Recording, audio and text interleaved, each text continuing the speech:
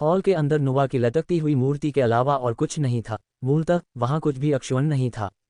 लिन Shen और उसके दो साथी पीछे वाले हॉल की जांच करने गए तो पाया कि वह पूरी तरह से ढह चुका था और पीछे कुछ भी नहीं बचा था। ओयांग यूदू ने कहा, यह स्पष्ट नहीं है कि यह किस जाति का मंदिर है, लेकिन वे जिस देवता की पूजा करते हैं वह मानव देवताओं से कुछ हद तक समानता रखता है। पौराणिक समानताएं काफ़ी आम हैं। हमारे मानव मातृ ग्रह पर विभिन्न क्षेत्रों में समान मिथक हैं, बस अलग अलग नामों के साथ। यह शायद एक संयोग है। चलो कहीं और देखें और जितनी जल्दी हो सके टेलीपोर्टर को खोजने की कोशिश करें। लिन शेन ऐसे खंडहर मंदिर में समय बर्बाद नहीं करना चाहता था। तीनों लोग नुवा मंदिर से निकलकर अगली इमारत की ओर चल पड़े ताकि और अधिक सुराग मिल सकें। चूंकि आसपास कोई जीवित प्राणी नहीं था, इसलिए वे तीनों पूरी गति से उड़े और कुछ ही समय में दूसरी इमारत तक पहुंच गए। यह इमारत नुवा मंदिर से ज्यादा अच्छी नहीं थी, ये भी खंडहर में थी, लगभग पूरी तरह से ढह गई थी। नुवा मंदिर से भी बदतर यह था कि मंदिर के प्रवेश द्वार के ऊपर लगी पट्टिका गिर गई थी और बड़े पैमाने पर ध्वस्त प्रवेश द्वार के सामने पड़ी थी। वेई वुफू ने नीचे झुककर पट्टिका उठाए, उसे पलटकर उस पर लिखे अक्षर पढ़े और पता लगाया कि यह स्थान क्या है। पंगु मंदिर। लिन शेन ने पट्टिका पर लिखे अक्षर पढ़े और उसकी अभिव्यक्ति तुरंत बदल गई। अगर नुवा को संयोग माना जा सकता है तो पंगु को कैसे समझा जा सकता है? एक और संयोग। दुनिया में ऐसे संयोग कैसे हो सकते हैं? मानव पौराणिक कथाओं में नुवा मातृसत्तात्मक कुल की सर्वोच्च देवी है, जबकि पंगु पितृसत्तात्मक कुल की सर्वोच्च देवी है। नुवा की प्रशंसा मनुष्यों के सृजन और स्वर्ग को सुधारने के लिए की जाती है, जबकि पंगु के कार्यों में स्वर्ग और पृथ्वी को विभाजित करना और अपने शरीर को सभी चीजों में बदलना शामिल है। हालांकि जैसा कि लिन शेन ने समझा, पौराणिक कहानियां हमेशा प्रतीकात्मक होती थीं। पब फ्यूचर द्वारा विज्ञापन। पंगु द्वारा स्वर्ग और पृथ्वी को विभाजित करना और सभी चीजों में रूपांतरित होना संभवतः प्राचीन समय को संदर्भित करता है, जब मनुष्य दुनिया की खोज करने और भोजन की तलाश करने के लिए जिम्मेदार थे। स्वर्ग और पृथ्वी को विभाजित करने का मतलब नई दुनिया और विभिन्न चीजों की खोज हो सकता है। मानव किंवदंतियों में वर्णित दो सर्वोच्च देवताओं को समर्पित मंदिरों की ऐसी जगह पर उपस्थिति ने लिन शेन को संदेहास्पद बना दिया कि यह क्षेत्र अभी भी मानव मातृ ग्रह पर हो सकता है और वे कहीं और टेलीपोर्ट नहीं हुए हैं। ओयांग यूदू के मन में भी यही विचार आया और वह तेजी से आकाश में उड़ता हुआ स्वर्ग तक पहुंच गया। कुछ ही देर में ओयांग यूदू फिर से नीचे उतरा और लिन शेन की ओर सिर हिलाते हुए बोला, ये हमारा मातृ ग्रह नहीं है। आसपास का भौगोलिक वातावरण और पर्वत श्रृंखलाएं हमारे मातृ ग्रह से पूरी तरह से अलग हैं। वहाँ ऐसी कोई जगह नहीं है और यह ग्रह हमारे मातृ ग्रह से बहुत बड़ा है। यह मातृ ग्रह नहीं है, फिर भी यहाँ ऐसे मंदिर हैं। किस तरह की सभ्यता में मनुष्यों के समान मिथक हो सकते हैं? लिन शेन ने बोलते हुए मंदिर में प्रवेश किया। ये स्थान इतना क्षतिग्रस्त हो गया था कि लगभग कुछ भी बचा हुआ नहीं दिख रहा था। मुख्य हॉल को छोड़कर सभी इमारतें ढह गई थीं। लिन शेन ने मुख्य हॉल के दरवाजे को खोला और जो दृश्य उसकी आंखों के सामने आया उससे उसकी पुतलियां सिकुड़ गईं। एक विशाल कुल्हाड़ी पकड़े हुए एक मूर्ति बीम से लटकी हुई थी, जो किसी लटके हुए भूत के समान थी। क्या हो रहा है? इस जगह को भी इस तरह से बदल दिया गया है। ये किसने किया? लिन शेन अपनी भौहें सिकुड़ने से खुद को रोक नहीं सका। भले ही मंदिर खंडहर हो गए हों, फिर भी किसी ने मूर्तियों को लटका दिया है। ये किस तरह की गहरी नफरत हो सकती है? ओयांग यूदू ने भी गहरी सांस ली। अव्यवस्थित मंदिर में तीनों लोगों को भी कोई उपयोगी जानकारी नहीं मिली, इसलिए उन्हें फिर से अगले भवन की ओर निकलना पड़ा। तीनों के हाव भाव अब पहले जैसे सहज नहीं थे। ऐसा लग रहा था कि उनमें कई रहस्य हैं जो उन्हें अबूझ लग रहे थे। जब वे तीसरी इमारत पर पहुंचे तो उन्हें पता चला कि वह एक और मंदिर था। यहाँ केवल मंदिर ही क्यों हैं? क्या ऐसा हो सकता है कि मंदिरों के अलावा इस ग्रह पर कोई और संरचना नहीं है? क्या ऐसा हो सकता है कि इस ग्रह के सभी निवासी किसी दिव्य धर्म के अनुयायी थे? लिन शेन ने अपनी भौहें सिकोड़ लीं। यह मंदिर अपेक्षाकृत अधिक अक्षुण्ण था। इसका गेट टॉवर अभी भी पूरा था, ऊपर की पट्टिका धूल से ढकी हुई थी। लिन शेन ने लापरवाही से अपना हाथ हिलाया और धूल हट गई, जिससे कुफू मंदिर शब्द प्रकट हुए। पब फ्यूचर द्वारा विज्ञापन। यह अब संयोग नहीं हो सकता, ये ग्रह हम मनुष्यों से संबंधित होना चाहिए। लिन शेन वास्तव में अब खुद को आश्वस्त नहीं कर सका। यदि नुवा और पंगु संयोगवश घटित हुए तो ऐसा संयोग तीसरी बार घटित होना बहुत बड़ी बात थी। कुफू द्वारा सूर्य का पीछा करना भी मनुष्यों के बीच एक बहुत प्रसिद्ध मिथक है, जिसमें एक ऐसे दैत्य की कहानी बताई गई है जो सूर्य का पीछा करता रहा, आधे रास्ते में प्यासा हो गया, एक ही घूंट में 2 बड़ी नदियों को पी गया तथा सूर्य का पीछा तब तक करता रहा जब तक कि अंततः थकावट के कारण उसकी मृत्यु नहीं हो गई। लिन शेन के अपने विचार में कहानी मानव प्रवास के बारे में होनी चाहिए। उस आदिम समाज में मनुष्य बिना कपड़ों और भोजन के केवल सूर्य का पीछा कर सकता था और सर्दियों के आने से पहले गर्म स्थानों की ओर पलायन कर सकता था। बेशक मानव का अस्तित्व पानी पर निर्भर करता है। इस प्रकार कहानी का वह भाग जहां कुफू बड़ी नदियों को पी जाता है, वास्तव में ये बताता है कि मनुष्य किस प्रकार पानी का अनुसरण करके जीवित रहता था। नोवा, पंगु और कुफू की कहानियां यद्यपि मिथक प्रतीत होती हैं, किंतु वास्तव में वे मानव अस्तित्व के इतिहास का हिस्सा हैं। ऐसा संयोग नहीं हो सकता। अगर यह सिर्फ नामों का संयोग होता तो एक बात होती, लेकिन यहाँ की मूर्तियां भी मानव पौराणिक कथाओं से मिलती जुलती हैं। ये सिर्फ संयोग नहीं हो सकता, ओयांग युदू ने कहा जब उसने दरवाज़ा खोला और मंदिर में चला गया, और वास्तव में मुख्य हॉल में उसने एक और मूर्ति को एक लटके हुए भूत की तरह लटका हुआ देखा। क्या आपने ध्यान दिया है कि जिन 3 मंदिरों में हम गए हैं उनमें केवल मुख्य हॉल ही ढहे नहीं हैं और अपेक्षाकृत सुरक्षित हैं, और मूर्तियों को लटकाए गए भूतों की तरह लटकाने का ये तरीका केवल निराशा व्यक्त करने का कार्य नहीं लगता है, ओयांग ने मुख्य हॉल के चारों ओर देखते हुए कहा। दुर्भाग्यवश यहाँ कागज, भित्तिचित्र या शिलालेख का एक भी टुकड़ा नहीं है, इसलिए हमें नहीं पता कि ये मंदिर किस बारे में है, लिन शेन ने असहाय होकर कहा। उन्होंने काफी देर तक इधर उधर देखा, लेकिन दीवारों या स्तंभों पर कोई शिलालेख नहीं था, जिससे उन्हें यहाँ की स्थिति के बारे में कुछ पता नहीं चल सका। कुफू मंदिर छोड़ने के बाद लिन शेन और उनके साथियों ने संभावित सुरागों की तलाश जारी रखी। वह विचित्र व्यक्ति संभवतः मानव मात्र ग्रह से यहीं आया था, और यदि वह व्यक्ति यहाँ से चला जाए तो वे भी बाहर निकलने का रास्ता खोज सकते हैं। वे एक और इमारत पर पहुंचे, और आश्चर्य की बात नहीं थी कि यह एक और मंदिर था। ऐसा लग रहा था कि मंदिरों के अलावा इस ग्रह पर कोई और संरचना नहीं है। एक बार फिर वे एक ऐसे मंदिर के सामने आए जो पिछले मंदिरों की तुलना में अधिक अक्षुण्ण था तथा उस पर धूल भी कम थी। प्राचीन पत्थर की पट्टिका पर डार्क बर्ड टेम्पल लिखा था, जिससे लिन शेन चौंक कर रुक गया। फेइजाई, जो इस पूरे समय बैग में सो रहा था, ने अपना सिर बाहर निकाला। उसका सिर झुका हुआ था क्योंकि वह डार्क बर्ड मंदिर की जांच कर रहा था।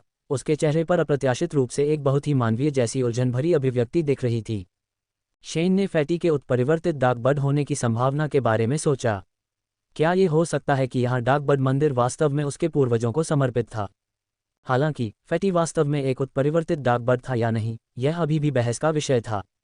आखिरकार डार्क बर्ड बेस द्वारा अधिग्रहित डार्क बर्ड सभी काले थे, और डार्क स्वाभाविक रूप से काले रंग का संकेत देता है। फैटी, एक सफ़ेद पक्षी, एक उत्परिवर्तित डार्क बर्ड हो सकता है या नहीं, यह अभी भी अनिश्चित था। यहाँ डार्क बर्ड मंदिर को देखकर लिन शेन और उसके साथी काफ़ी हैरान थे। आखिरकार पिछले 3 मंदिरों में पूजे जाने वाले देवताओं की तुलना में डार्क बर्ड की स्थिति काफ़ी भिन्न थी। इससे लिन शेन को कुछ सूझा। लॉकी पर्वत को खोजने के लिए डार्क बर्ड द्वारा निर्देशित होना चाहिए, जो डार्क बर्ड और लॉकी पर्वत के बीच एक विशेष संबंध को दर्शाता है। तथ्य यह है कि लॉकी पर्वत की गुफाओं के स्थान पर एक डार्क बर्ड मंदिर था, जिससे लिन शेन को लगा कि इस मामले में कुछ भी सरल नहीं था। फैटी बैकपैक से बाहर निकला और लिन शेन के कंधे पर बैठ गया, अपनी गर्दन को आगे बढ़ाया और चारों ओर देखा। ओयांग युदू ने कहा, मिथकों में वर्णित डार्क बर्ड बहुत अच्छा नहीं माना जाता है। हो, अच्छा नहीं? वेई वुफू को स्पष्ट रूप से डार्क बर्ड के मिथक के बारे में पता नहीं था और उसने पूछा, क्या आपने कभी डार्क बर्ड द्वारा शांत को जन्म देने की पौराणिक कहानी सुनी है? ओयांग युदू ने पूछा। नहीं, वेई वुफू ने अपना सिर हिलाया। ऐसा कहा जाता है कि प्राचीन समय में डार्क बर्ड स्वर्ग का दूत था। 3 महिलाएं नदी में नहा रही थीं, तभी एक डार्क बर्ड एक अंडा लेकर उड़कर आया। अंडा नदी में गिर गया और उनमें से एक महिला ने उसे उठा लिया। अंडा निगलने के बाद वह गर्भवती हो गई और शांग जनजाति के प्रसिद्ध संस्थापक को जन्म दिया। डार्क बर्ड द्वारा शांग को जन्म देने की यही कहानी है। ओयांग युडू ने आगे बोलने से पहले एक क्षण के लिए विराम लिया। मिथक के अनुसार ये स्वर्ग से भेजे गए एक दिव्य बच्चे की कथा है, लेकिन अगर मानवीय दृष्टिकोण से व्याख्या की जाए तो इसे अपराध माना जा सकता है। हम सभी जानते हैं कि वास्तव में कोई भी अंडा किसी व्यक्ति को गर्भवती नहीं बना सकता है, इसलिए केवल 2 संभावनाएं हैं। एक ये है कि महिला शादी से पहले गर्भवती थी, उसका उल्लंघन किया गया हो सकता है, या पुरुष ने जिम्मेदारी लेने से इनकार कर दिया हो, जिससे उसे जन्म देने के लिए ऐसा बहाना इस्तेमाल करना पड़ा। दूसरा यह है कि डार्क बर्ड द्वारा लाया गया अंडा एक परजीवी जीव था। महिला द्वारा अंडे को निगलने के बाद वह संक्रमित हो गई, जो और भी भयानक होगा। जो भी संभावना थी, महिला दुर्भाग्यशाली थी और उसे वह दर्द सहना पड़ा जो उसे नहीं सहना चाहिए था। मैं समझ गया। लिन शेन ने ओयांग युडू की व्याख्या सुनी और उसे यह काफ़ी दिलचस्प लगा। पब फ्यूचर द्वारा विज्ञापन। फैटी अंदर जाना चाहता था।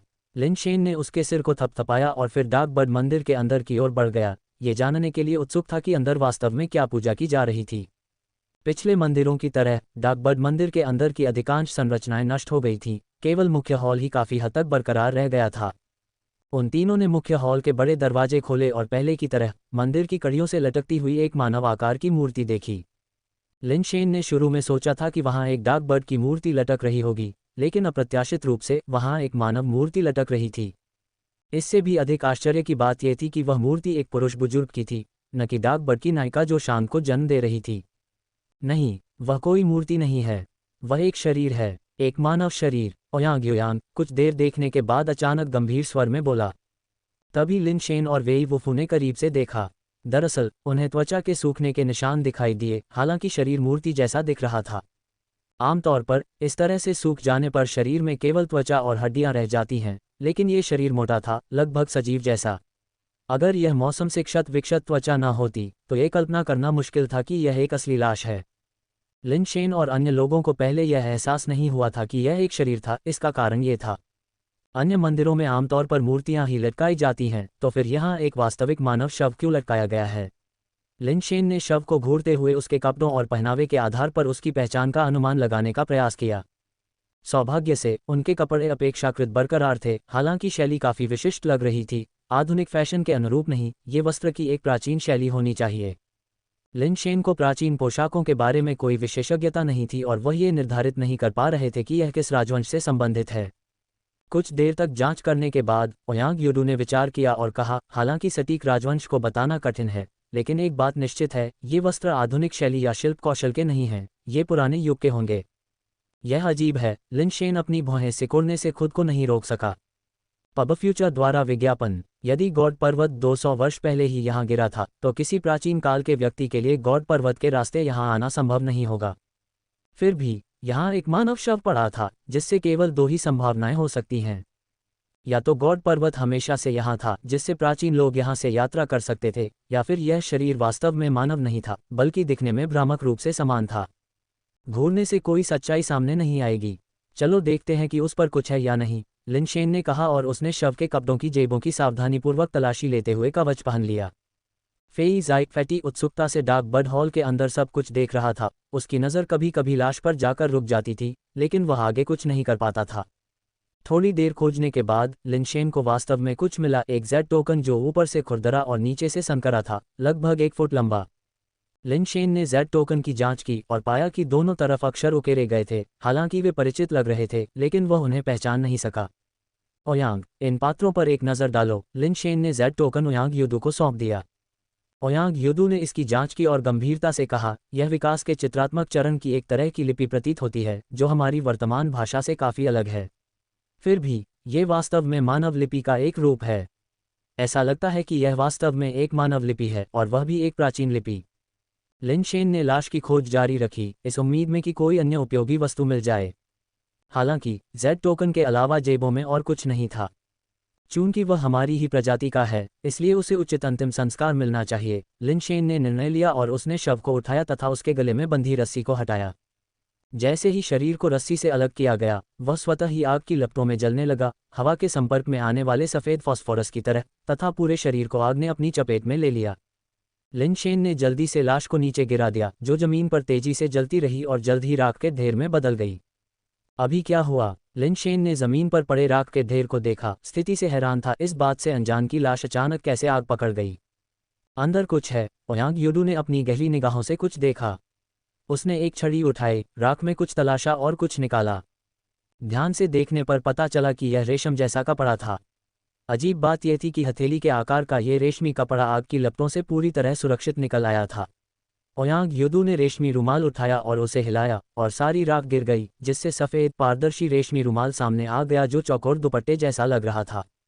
सफ़ेद रेशमी रुमाल पर काले धागे के समान छोटे छोटे अक्षरों की कशीदाकारी की गई थी, जो पहले काली राख के साथ मिलने पर दिखाई नहीं देती थी, लेकिन अब स्पष्ट दिखाई दे रही थी। अक्षर इतने छोटे छोटे कशीदाकारी किए गए थे कि यदि लिन शेन और उनके साथियों की गहरी दृष्टि न होती, तो आम लोग संभवतः उन्हें आवर्धक कांच के बिना स्पष्ट रूप से नहीं देख पाते और उन्हें सामान्य पैटर्न समझ लेते। लिन शेन ने झुककर देखा, लेकिन वह उन अक्षरों का मतलब नहीं समझ सका, हालांकि वे जेड टोकन के अक्षरों के समान ही प्रणाली के प्रतीत हो रहे थे। इससे लिन शेन को कुछ अजीब सा महसूस हुआ। वह विदेशी पात्रों को तो पहचान सकता था, लेकिन मानवता की प्राचीन लिपि को पहचानने में असमर्थ था। ओयांग युदू ने कुछ देर तक इसे देखा और कहा, मैं केवल कुछ ही अक्षरों को पहचान पाया हूँ। मैंने जो देखा है उसके अनुसार यहाँ कढ़ाई किया गया पाठ एक प्रेम पत्र प्रतीत होता है। प्रेम पत्र? लिन शेन को उम्मीद नहीं थी कि जवाब ऐसा होगा। हाँ, एक प्रेम पत्र, और यह जियान दी को लिखा गया है, ओयांग युदू ने कहा। जियान दी, क्या वह dark buds life in commerce की नायिका नहीं है? क्या ये हो सकता है, जैसा कि आपने सही अनुमान लगाया है, कि dark buds life in commerce में वास्तव में एक छिपा हुआ नायक है? लिन शेन ने जिज्ञासा से प्रेरित होकर जल्दी से पूछा, क्या इसमें बताया गया है कि जियान दी को प्रेम पत्र किसने लिखा था? नहीं, ओयांग युदू ने अपना सिर हिलाया। कितनी अफसोस की बात है। लिन शेन ने जलकर राख हो चुके शरीर को देखा और भौहें सिकोड़ते हुए कहा, इस व्यक्ति पर जियान डी के लिए लिखा एक प्रेम पत्र था, क्या वह पुरुष नायक हो सकता है? स्वाभाविक रूप से कोई भी उसके प्रश्न का उत्तर नहीं दे सका, और ओयांग युदू ने जेड टोकन लिन शेन को सौंप दिया। मैं भी इस जेड टोकन का उपयोग नहीं जानता, आप इसे अभी के लिए रख लें। वैसे इन अक्षरों का क्या मतलब है? लिन शेन को याद आया कि ओयांग युदू ने जेड टोकन पर अक्षरों का अर्थ नहीं समझाया था। ओयांग युदू ने कहा, मैं उन्हें ठीक से पहचान नहीं पा रहा हूं, मैं केवल कमांड अक्षर को पहचान पा रहा हूं। Ads by PubFuture. Lin Shen के पास जेड टोकन रखने के अलावा कोई विकल्प नहीं था और उसने किसी ऐसे व्यक्ति को खोजने की योजना बनाई जो बाद में इन प्राचीन ग्रंथों को समझ सके ताकि यह पता चल सके कि जेड टोकन वास्तव में क्या था। तीनों ने मंदिर के अंदर फिर से देखा लेकिन उन्हें कुछ और नहीं मिला। अन्य मंदिरों की तरह मुख्य हॉल में अधिकांश चीजें नष्ट हो गई थीं, यहाँ तक कि डाक बर्ड का प्रतिनिधित्व करने वाली पट्टिका भी 2 हिस्सों में कट गई थी। फेई ज़ाई ने इस दौरान कोई प्रतिक्रिया नहीं दी थी। जब वे जा रहे थे, लिन शेन ने उसे वापस बैग में डालने की कोशिश की, लेकिन फेई ज़ाई ने उसकी हथेली को चकमा दिया और लिन शेन के दूसरे कंधे पर कूद गया।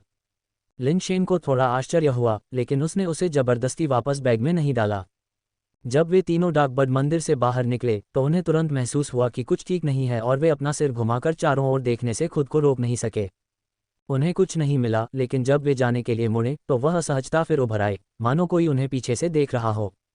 हालांकि पुष्टि करने के लिए बार बार पीछे देखने के बाद भी उन्हें कुछ नहीं दिखा।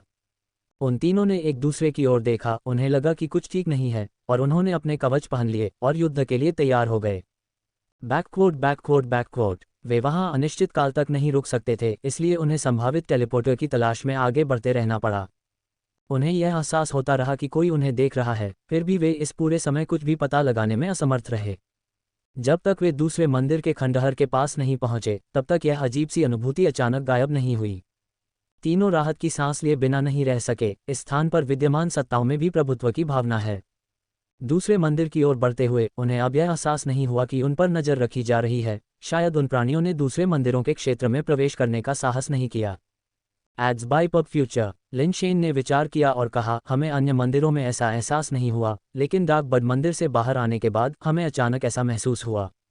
क्या यह उस शरीर से संबंधित हो सकता है जिसे मैंने नीचे उतारा था? संभव है। ओयांग युदू ने सिर हिलाया, ये जगह बहुत अजीब है, चलो अब मंदिरों के अंदर कुछ भी नहीं छूते हैं। लिन शेन ने इसे स्वीकार किया और जैसे जैसे वे नजदीक पहुंचे, उन्होंने देखा कि यह मंदिर पिछले मंदिरों की तुलना में अधिक बेहतर संरक्षित स्थिति में है।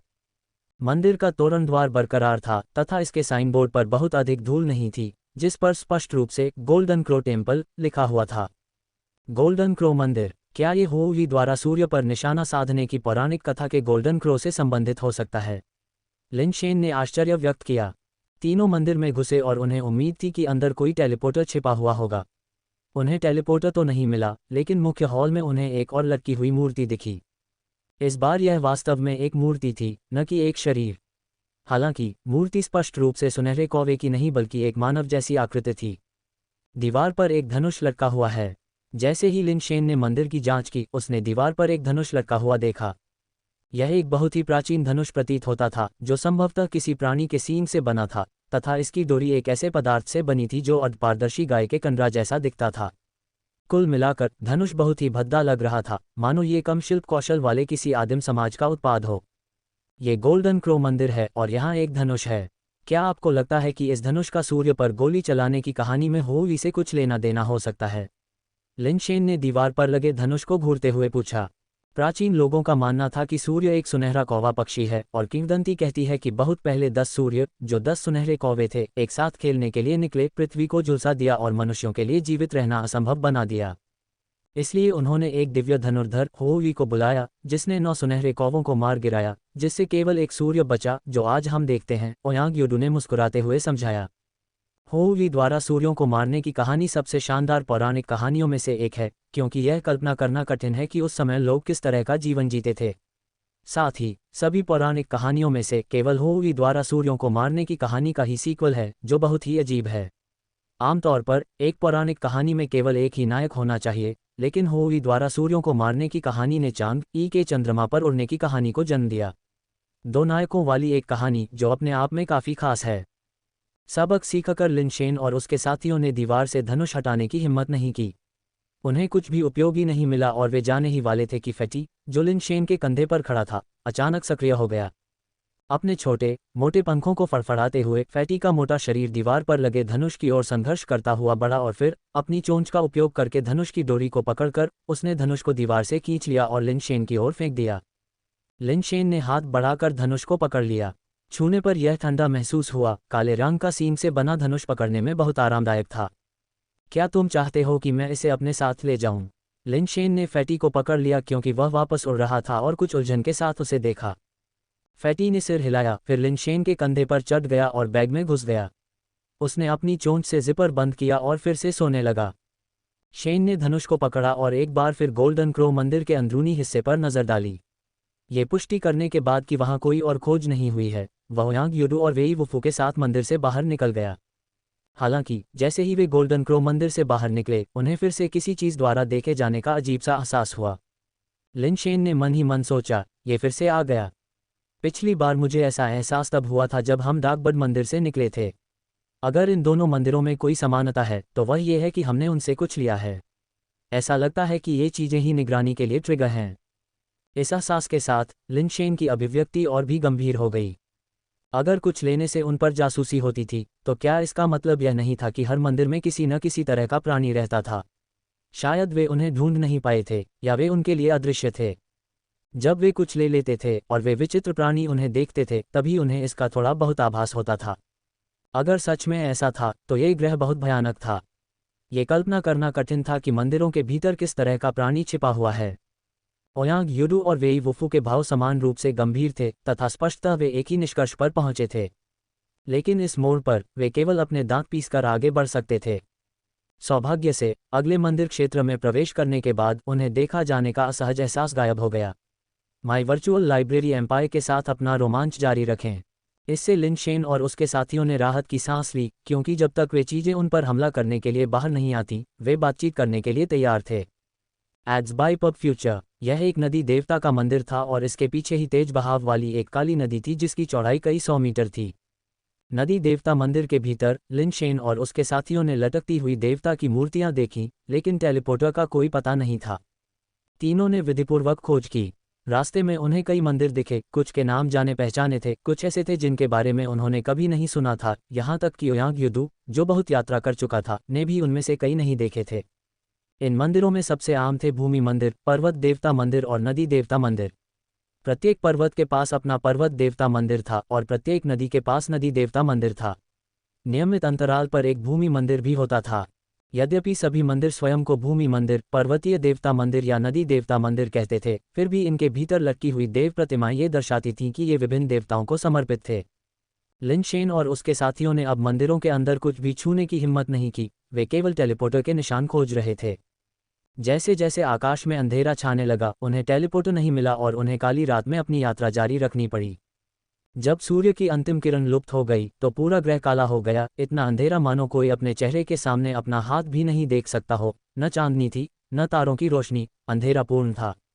जैसे ही लिनशेन प्रकाश के लिए नाइट ग्लो फूल लाने वाला था, उसने अचानक आकाश में प्रकाश के बहुरंगी स्तंभों को उड़ते देखा। इनमें से कई प्रकाश स्तंभ ऐसे मंदिर थे जहां वे पहले भी जा चुके थे। हालांकि ज्यादातर प्रकाश स्तंभ ऐसे स्थानों पर थे जहां वे पहले नहीं गए थे, संभवतः अन्य मंदिर स्थान। लिनशेन और उसके साथियों की चौकस निगाहों के सामने वे ऊंचे बहुरंगी खंभे आकाश में विभिन्न रहस्यमय और विचित्र भूत प्रेतों में बदल गए, जो शून्य के कोनों पर कब्जा कर रहे थे। Ads by PubFuture. कुछ दुष्ट भूतों के रूप में प्रकट हुए, अन्य दिव्य प्राणियों के रूप में, आदिम राक्षसों से लेकर पवित्र देवताओं तक के रूप में। कुछ में भयानक युद्ध आत्मा प्रकट हुई तथा अन्य में विस्मयकारी शक्ति थी। रात के आकाश में अनगिनत देवी देवताओं और भूत प्रेतों की छायाएं भर गईं, जिससे यह एक राक्षसी और भूतिया छाया नाटक का तमाशा बन गया। असंख्य विचित्र भूत प्रेत उन सभी को घूर रहे थे, मानो असंख्य देवता और आत्माएं तुच्छ चींटियों को देख रहे हों। लिन शेन और उसके दो साथी हिंसक रूप से कांप उठे। उन्हें उन छायाओं की उपस्थिति का एहसास हुआ जो उनके चारों ओर दुष्ट आत्माओं की तरह घूम रही थी। एक ऐसी भयावह आभा बिखेर रही थी जिसका सामना करना स्पष्ट रूप से उनकी क्षमता से परे था। उनसे निकलने वाली शक्ति ही लिन शेन और उसके दोस्तों पर अत्याचार करने के लिए पर्याप्त थी, जिससे उन्हें सांस लेने में कठिनाई हो रही थी। उनके शरीर ठंडे पसीने से भीग गए थे। अचानक असंख्य रोशनियां गायब हो गईं और आकाश को भेदने वाला प्रकाश का स्तंभ भी गायब हो गया, जिससे दुनिया मौन और अंधकार में डूब गई। लिन शेन ने देखा कि उसके हाथ में धनुष से हल्की ठंडी चमक निकल रही थी और ओयांग योडू की जेब से भी चमक आ रही थी। उसने जेब से धनुष निकाला और पाया कि यह प्रेम पत्र वाला रुमाल था। धनुष की तरह रुमाल भी प्रकाश से चमक रहा था। लिन शेन के दिमाग में एक विचार आया और उसने जेड टोकन निकाला जो उसी रोशनी से चमक रहा था। लिन शेन ने जेड टोकन वेई वुफू को दे दिया, यह महसूस करते हुए कि ये वस्तुएं किसी काम की होंगी, अन्यथा फेई जाई ने उन्हें साथ लाने के लिए नहीं कहा होता। धमाका धमाका ads by PubFuture. Lin Shen और उसके दोस्तों ने धरती के कांपने की भयानक आवाज सुनी, मानो कोई अथाह राक्षसी दैत्य उनकी ओर कदम बढ़ा रहा हो और हर कदम से धरती हिल रही हो। तीनों ने एक दूसरे को देखा। वे जल्दी से उस क्षेत्र से निकल जाना चाहते थे, लेकिन अचानक उन्हें एहसास हुआ कि चारों ओर से डरावने कदमों की आवाजें आ रही थीं, ऊपर और नीचे, सभी दिशाओं से। अंतहीन अंधेरे में ऐसा लग रहा था मानो अनगिनत आदिम जानवर छाया से अतिक्रमण कर रहे हों और असंख्य अदृश्य आंखें उन पर टिकी हों, जिससे उनकी रीढ़ में सिहरन पैदा हो रही हो। यद्यपि वे अदृश्य थे, फिर भी लिन शेन और उनके साथी अपने ऊपर आने वाले अवर्णनीय आतंक को महसूस कर सकते थे। अंधेरे में छिपे हुए कोई भी प्राणी उन्हें आसानी से कुचलकर मार सकता था। उनमें से प्रत्येक ने अपनी आधारभूत उत्परिवर्तन शक्तियों का प्रयोग किया तथा एक दूसरे के पीछे हवा में तैरते हुए उन खतरनाक जीवों का सामना किया जो हर जगह दिखाई दे रहे थे। उनके हाथों में धनुष, टोकन और रुमाल अधिक चमकने लगे, जिससे उनके आसपास दर्जनों मीटर तक का क्षेत्र प्रकाशित हो गया। लिन शेन ने देखा कि जहां वे खड़े थे वहां जमीन से कई भुजाएं उभरी हुई थीं, जो हवा में जंगली घास की तरह लहरा रही थीं। धनुष से प्रकाश पड़ते ही उन भुजाओं से तुरंत काला धुआं निकलने लगा और वे वापस जमीन के अंदर गिर गईं, जिससे धरती ऐसे हिलने लगी मानो कोई दुष्ट राक्षस नीचे दहाड़ रहा हो।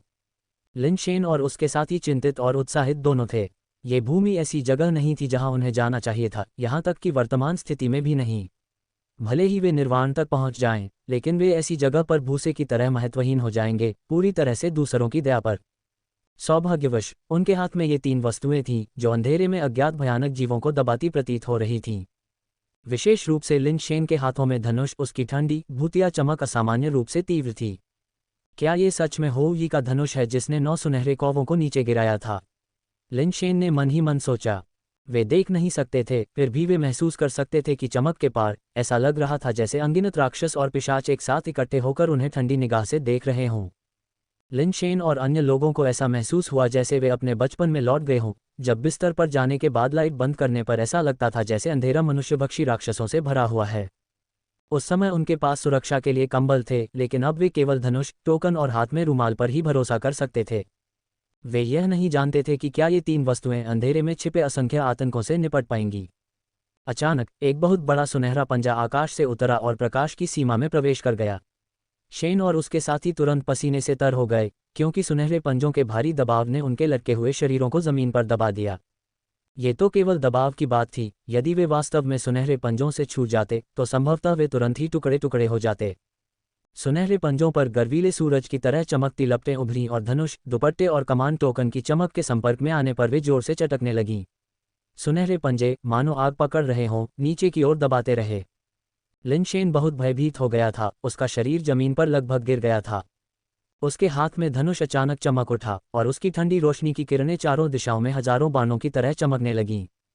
जहां भी ठंडी रोशनी पहुंचती, विशालकाय सुनहरे पंजे तुरंत ही उसमें घुस जाते और एक चीख के साथ वे तेजी से पीछे हट जाते। ठंडी रोशनी से प्रभावित आसपास के क्षेत्र में चीख पुकार के बीच चमकदार चमक के विस्फोट होने लगे और ऐसा लग रहा था कि अंधेरे और भयानक जीव एक के बाद एक पीछे हट रहे हैं। लिन शेन हैरान और खुश दोनों था, क्योंकि उसे उम्मीद नहीं थी कि धनुष इतना शक्तिशाली होगा। धनुष की ठंडी चमक बिना किसी नुकसान के उन पर चमकी, लेकिन उन अंधेरे अस्तित्वों को ठंडी रोशनी ने घायल कर दिया और उस पल के लिए किसी भी भयानक प्राणी ने अब उनके पास जाने की हिम्मत नहीं की। फिर भी तीनों को महसूस हो रहा था कि वे अजीब प्राणी वहां से नहीं गए हैं, बल्कि अभी भी पास में ही घात लगाए बैठे हैं और उन्हें ऐसे घूर रहे हैं जैसे वे भूखे भूतों का एक समूह हो जो प्लेट में रखे 3 पेस्ट्री के टुकड़ों को देख रहे हों। कुछ तो बोलो, नहीं तो मैं अपना दिमाग खो दूंगा, लिन शेन ने कहा। उसकी नज़र अंधेरे पर टिकी थी, हालांकि उसने कुछ भी नहीं देखा। ओयांग योदू ने कहा, इस अंधकार में जो कुछ भी है, मुझे डर है कि यह निर्वाण स्तर जितना सरल नहीं है। निर्वाण स्तर इतनी विशाल उपस्थिति नहीं रखता। लिन शेन को भी इस बात का एहसास था और उसने मुश्किल से निगलते हुए कहा, उसकी आवाज़ कांप रही थी, अगर ये सभी प्राणी अमर हैं तो ये ग्रह। लिन शेन ने अपनी बात पूरी नहीं की, लेकिन ओयांग योदू और वेई वुफू ने उसके निहितार्थ को समझ लिया। ओयांग योदू ने व्यंग्यात्मक मुस्कान के साथ टिप्पणी की, इस जगह में अमर भूमि का एक टुकड़ा हो सकता है जो अनगिनत अमर प्राणियों को जन्म देता है। अगर ऐसा है तो हम केवल आभारी हो सकते हैं कि ये अमर प्राणी मुक्त नहीं हो पाए हैं। माई वर्चुअल लाइब्रेरी एम्पायर के साथ अपडेट रहें। Ads by PubFuture. Lin Shen समझ गया कि ओयांग योदू का क्या मतलब था। वे गॉड पर्वत से यहाँ आए थे, और यदि ये जीव गॉड पर्वत से आगे बढ़ते हैं तो सबसे पहले पीड़ित होने वाला स्वाभाविक रूप से मानव माता ग्रह होगा। हालांकि ओयांग योदू ने यह बात नहीं बताई, क्योंकि उसे डर था कि कहीं वे भयानक प्राणी सुन न लें। अगर मुझे पता होता कि ये चीज़ें इतनी उपयोगी हैं तो मुझे दिन में उन मंदिरों में जाते समय और अधिक ले जाना चाहिए था, लिन शेन ने सोचा।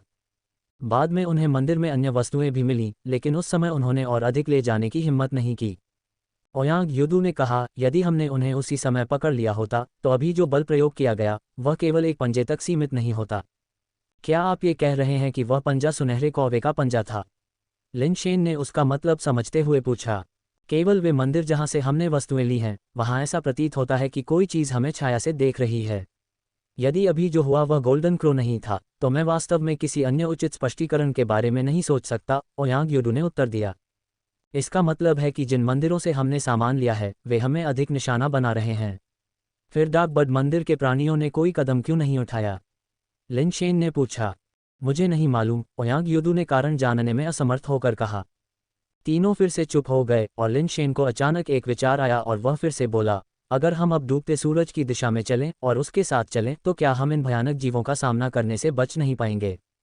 ओयांग योदू ने कहा, क्या ऐसी संभावना है कि यह असली सूर्य नहीं है? सूर्य नहीं तो फिर क्या है? ये सुनकर लिन शेन ने चौंक कर पूछा, क्या तुम होवी द्वारा सूर्य पर निशाना साधने की कहानी भूल गए हो? ओयांग योदू ने गहरी सांस ली और कहा, तुमने अभी कहा कि गोल्डन क्रो ने हम पर हमला किया। अगर गोल्डन क्रो ने हम पर हमला किया तो वह इस ग्रह को कैसे रोशन कर सकता है? लिन शेन को लगा कि ओयांग योदू जो कह रहा था वह कुछ हद तक विरोधाभासी था। Ads by PubFuture. मैं बस इतना कहना चाहता हूं कि इस ग्रह पर कुछ भी संभव है। शायद यहाँ का सूरज असली सूरज नहीं है, बल्कि कोई खास प्राणी है, ओयांग योदू ने आगे कहा। आखिरकार यहाँ कोई चांद नहीं है और हम यहाँ तारे नहीं देख सकते। यहाँ सूरज क्यों है? इसके अलावा जब अभी सूरज डूबा तो मैंने देखा कि सूरज की रोशनी एकदम से गायब हो गई। आमतौर पर अगर सूरज डूब भी जाता है तो भी कुछ समय के लिए धुंधलका रहता है, अचानक से घोर अंधेरा नहीं हो जाता। आपने सही कहा, लिन शेन ने सोचा और कहा, यह ग्रह वास्तव में अजीब है। अगर यहाँ वास्तव में कोई अमर भूमि है तो यह एक जबरदस्त खोज है। शायद हम निर्वाण के लिए अमर भूमि की शक्ति का उपयोग कर सकें। आप ऐसा कर सकते हैं, लेकिन ओल्ड वेई और मैं ऐसा नहीं कर सकते, ये हमें अमानवीय बना देगा, ओयांग योदू ने मुस्कुराते हुए कहा। मैं तो बस अनुमान लगा रहा था, इसे इतनी गंभीरता से मत लो। लिन शेन असहाय होकर मुस्कुराया। निर्वाण भूमि पहले से ही कई मायनों में खतरनाक थी। एक गलत कदम से व्यक्ति के व्यक्तित्व की हानि हो सकती थी और वह आत्म जागरूकता के बिना एक अमानवीय व्यक्ति बन सकता था। निर्वाण के लिए अमर भूमि का उपयोग करने से गैर मानव में परिवर्तन की लगभग गारंटी हो जाती है। अमर भूमि की शक्ति बहुत भयानक थी, आरोही बस इसका सामना नहीं कर सकते थे। यहाँ तक कि शक्तिशाली सर्वोच्च वंश भी केवल उपयोग के लिए निर्वाण भूमि को संशोधित कर सकता था। ये अमर भूमि इतनी खतरनाक थी कि कोई भी उनका उपयोग करने का साहस नहीं कर सकता था। कहा जाता है कि इस बातचीत में 3 लोग शामिल थे, लेकिन वास्तव में इसमें ज्यादातर ओयांग योदू और लिन शेन ही बातचीत कर रहे थे, जबकि वेई वुफू ने केवल सहमति या हाँ कहकर भागीदारी का एहसास कराया। लिन शेन और ओयांग योदू लंबे समय से इसके आदी थे। वे तीनों रुक रुक कर बातें कर रहे थे, यह नहीं जानते थे कि यह शापित जगह आखिरकार रात का अंत कब देखेगी। 24 घंटे बीत गए और आसमान में रोशनी का नामोनिशान नहीं रहा। कई और घंटों के बाद आसमान अचानक चमक उठा और दूर अंतरिक्ष से एक सूरज निकल आया। उनके आसपास की हर चीज़ एक साथ चमक उठी, लेकिन लिन शेन और उसके साथियों को वे भयानक जीव नहीं दिखे जिनकी उन्होंने कल्पना की थी। 10,000 मील के भीतर वहां एक छाया भी नहीं थी, किसी भी राक्षसी प्राणी की तो बात ही छोड़िए। ये सही नहीं है, सूरज वहां से क्यों उगेगा? लिन शेन ने सूरज को गौर से देखते हुए कहा, मुझे याद है कि सूरज उस तरफ डूबता था, है न? मैं गलत तो नहीं हूं, है न? नहीं, आप गलत नहीं हैं। सूरज उसी तरफ डूबता है, ओयांग योदू ने कहा। हाँ, वुफू का जवाब और भी संक्षिप्त था। ऐसा लगता है कि ओयांग सही था, वह सूरज वास्तव में सूरज नहीं हो सकता है। लिन शेन को ये कहना अजीब लगा, इसलिए उसने जल्दी से कहा, क्या ये वास्तव में गोल्डन क्रो हो सकता है? मुझे आश्चर्य है कि क्या मेरे हाथों में ये धनुष इसे नीचे गिरा सकता है। इसे मार गिराओ। क्या तुम्हें उन डरावने प्राणियों से घिरा रहना अच्छा लगता है? ओयांग यूदू ने कहा। जैसे घिरा हुआ, वफू ने शब्दों को दोहराया। मैं बस जोर से सोच रहा था। चलो जल्दी करो और टेलीपोर्टर की तलाश करो। लिन शेन को अपने शब्दों की मूर्खता का एहसास हुआ, उसने जल्दी से विषय बदल दिया। यद्यपि उनके पास एक धनुष, एक टोकन और एक रुमाल था जो अंधेरे में उनकी जान बचा सकता था, लेकिन कौन जानता था कि ये चीजें हमेशा प्रभावी होंगी। इससे पहले केवल गोल्डन क्रो ने ही कार्रवाई की थी। यदि गोल्डन क्रो से भी अधिक भयानक अस्तित्व ने कोई कदम उठाया तो क्या धनुष उसे रोकने के लिए पर्याप्त होगा? तीनों लोग तेजी से आगे बढ़े और रास्ते में आने वाले प्रत्येक मंदिर में जाकर पहले तो उन्होंने माथा टेका और फिर अंदर जाकर जांच की। उन्होंने निश्चित रूप से कुछ भी लेने की हिम्मत नहीं की, सिर्फ ये देखने के लिए कि क्या अंदर कोई टेलीपोर्टर है। यहाँ के सभी मंदिर बुरी तरह क्षतिग्रस्त हो चुके थे, फिर भी मुख्य हॉल सुरक्षित थे। हालांकि मुख्य हॉल के अंदर की सभी मूर्तियां लटका दी गई थीं, जिससे ऐसा लग रहा था कि देवताओं ने सामूहिक रूप से खुद को फांसी पर लटका लिया है। इस पर विचार करने के बावजूद लिन शेन ये पता नहीं लगा सका कि क्या हो रहा था। कई मंदिरों की खोज करने के बाद भी टेलीपोर्टर नहीं मिला तो अचानक उन्हें एक विशाल मंदिर मिला जिसे उन्होंने पहले कभी नहीं देखा था। सामान्य मंदिरों की जीर्णता के विपरीत यह मंदिर न केवल क्षय के किसी भी चिन्ह से मुक्त था, बल्कि अविश्वसनीय रूप से दैदीप्यमान भी था, मानो इसे सोने की ईंटों से बनाया गया हो, यहाँ तक कि इसकी छत भी सोने की थी। इतने सारे टूटे फूटे मंदिर देखने के बाद ऐसे मंदिर को देखकर वे तीनों आश्चर्यचकित हो गए। ओयांग यूदू ने कहा, ऐसा लगता है कि यदि कोई ऐसी जगह है जहां टेलीपोर्टर मौजूद हो सकता है तो वह यहीं होगी। चूंकि हम यहाँ हैं तो आइए अंदर चलें और देखें, तीनों ने कहा जब वे भव्य मंदिर के पास पहुंचे और दूर से उन्होंने विशाल दरवाजे के ऊपर लटकी एक बड़ी स्वर्ण पट्टिका देखी जिस पर 3 स्वर्ण अक्षर खुदे हुए थे, स्वर्ण बुद्ध मंदिर। Ads by PubFuture. जितना अधिक बुद्ध की पूजा की जाएगी उतना ही अधिक बुद्ध हमें आशीर्वाद देंगे। मुझे ये स्थान पसंद है। लिन शेन ने दरवाजे को धक्का देने से पहले दोनों हथेलियों को जोड़कर अभिवादन करते हुए कहा। हालांकि इस धक्का का विशाल दरवाजों पर कोई प्रभाव नहीं पड़ा, जिससे लिन शेन थोड़ा हैरान रह गया। अन्य मंदिरों के दरवाजे तो धक्का देकर खुल गए थे, फिर स्वर्ण बुद्ध मंदिर के दरवाजे क्यों नहीं खुले? जब वह इस पर विचार कर रहा था तभी दरवाजे से चरमराहट की आवाज आई जो फिर अपने आप खुल गया। सहज रूप से लिन शेन और उसके साथी युद्ध के लिए खुद को तैयार करते हुए पीछे हट गए। तभी उन्होंने एक चमकदार गंजा सिर बाहर निकलता देखा, जिसके पीछे चांद सफेद वस्त्र पहने एक भिक्षु अंदर से बाहर निकला। तुम तीनों कहाँ से आए हो और मेरे स्वर्ण बुद्ध मंदिर में तुम्हें क्या लेकर आया है? भिक्षु ने प्रार्थना की मालाएं थामे और उनकी ओर देखते हुए पूछा। वे तीनों अविश्वास से साधु की ओर देखने लगे। उन्होंने कभी स्वप्न में भी नहीं सोचा था कि इस स्थान पर कोई मनुष्य भी होगा। आप इंसान हैं? लिन शेन ने भिक्षु की जांच करते हुए अनिश्चितता से पूछा। उपकारक मजाक कर रहे हैं। मेरा धर्म नाम मास्टर चाओ डू है और चूंकि मुझे अभी तक ज्ञान प्राप्त नहीं हुआ है इसलिए मैं स्वाभाविक रूप से मानव ही रहूंगा, भिक्षु ने मुस्कुराते हुए उत्तर दिया। गुरु चाओ डू, आप यहाँ कैसे आए? लिन शेन ने उस अजीब भिक्षु से पूछा, क्योंकि उसे उसका धर्म नाम अजीब लगा। कौन ऐसा अजीब नाम इस्तेमाल करेगा? जब मैं छोटा था तब से मैं स्वर्ण बुद्ध मंदिर में रहता आया हूँ और कहाँ रहूंगा, चाओ डू ने उत्तर दिया। लिन शेन और उसके साथियों ने एक दूसरे की ओर देखा। तभी ओयांग यूदू बोला, हम अपना रास्ता भूल गए हैं और सोच रहे हैं कि क्या मास्टर चाओ डू हमें कुछ बता पाएंगे। मैंने कभी स्वर्ण बुद्ध मंदिर से बाहर कदम नहीं रखा है, इसलिए मुझे बाहरी दुनिया के बारे में कुछ भी नहीं पता। कृपया मेरी सहायता करने में असमर्थता को क्षमा करें, चाओ डू ने अपना सिर झुकाते हुए उत्तर दिया। Ads by PubFuture. Master Chao Du, क्या हम रात को मंदिर में रुक सकते हैं? ओयांग यूदू ने पूछा। चाओ डू झिझक रहा था, लेकिन कुछ देर सोचने के बाद उसने सिर हिलाकर कहा, आप रुक सकते हैं, लेकिन कृपया लापरवाही से इधर उधर न घूमें, नहीं तो आप बुद्ध को परेशान कर देंगे। हम अपना आचरण उचित तरीके से करेंगे, ओयांग यूदू ने उन्हें आश्वासन दिया। मास्टर चाओ डू ने फिर दरवाजा खोला और उन तीनों का अंदर स्वागत किया। स्वर्ण बुद्ध मंदिर बाहर से तो भव्य दिखता ही था, लेकिन इसका अंदरूनी हिस्सा और भी भव्य था।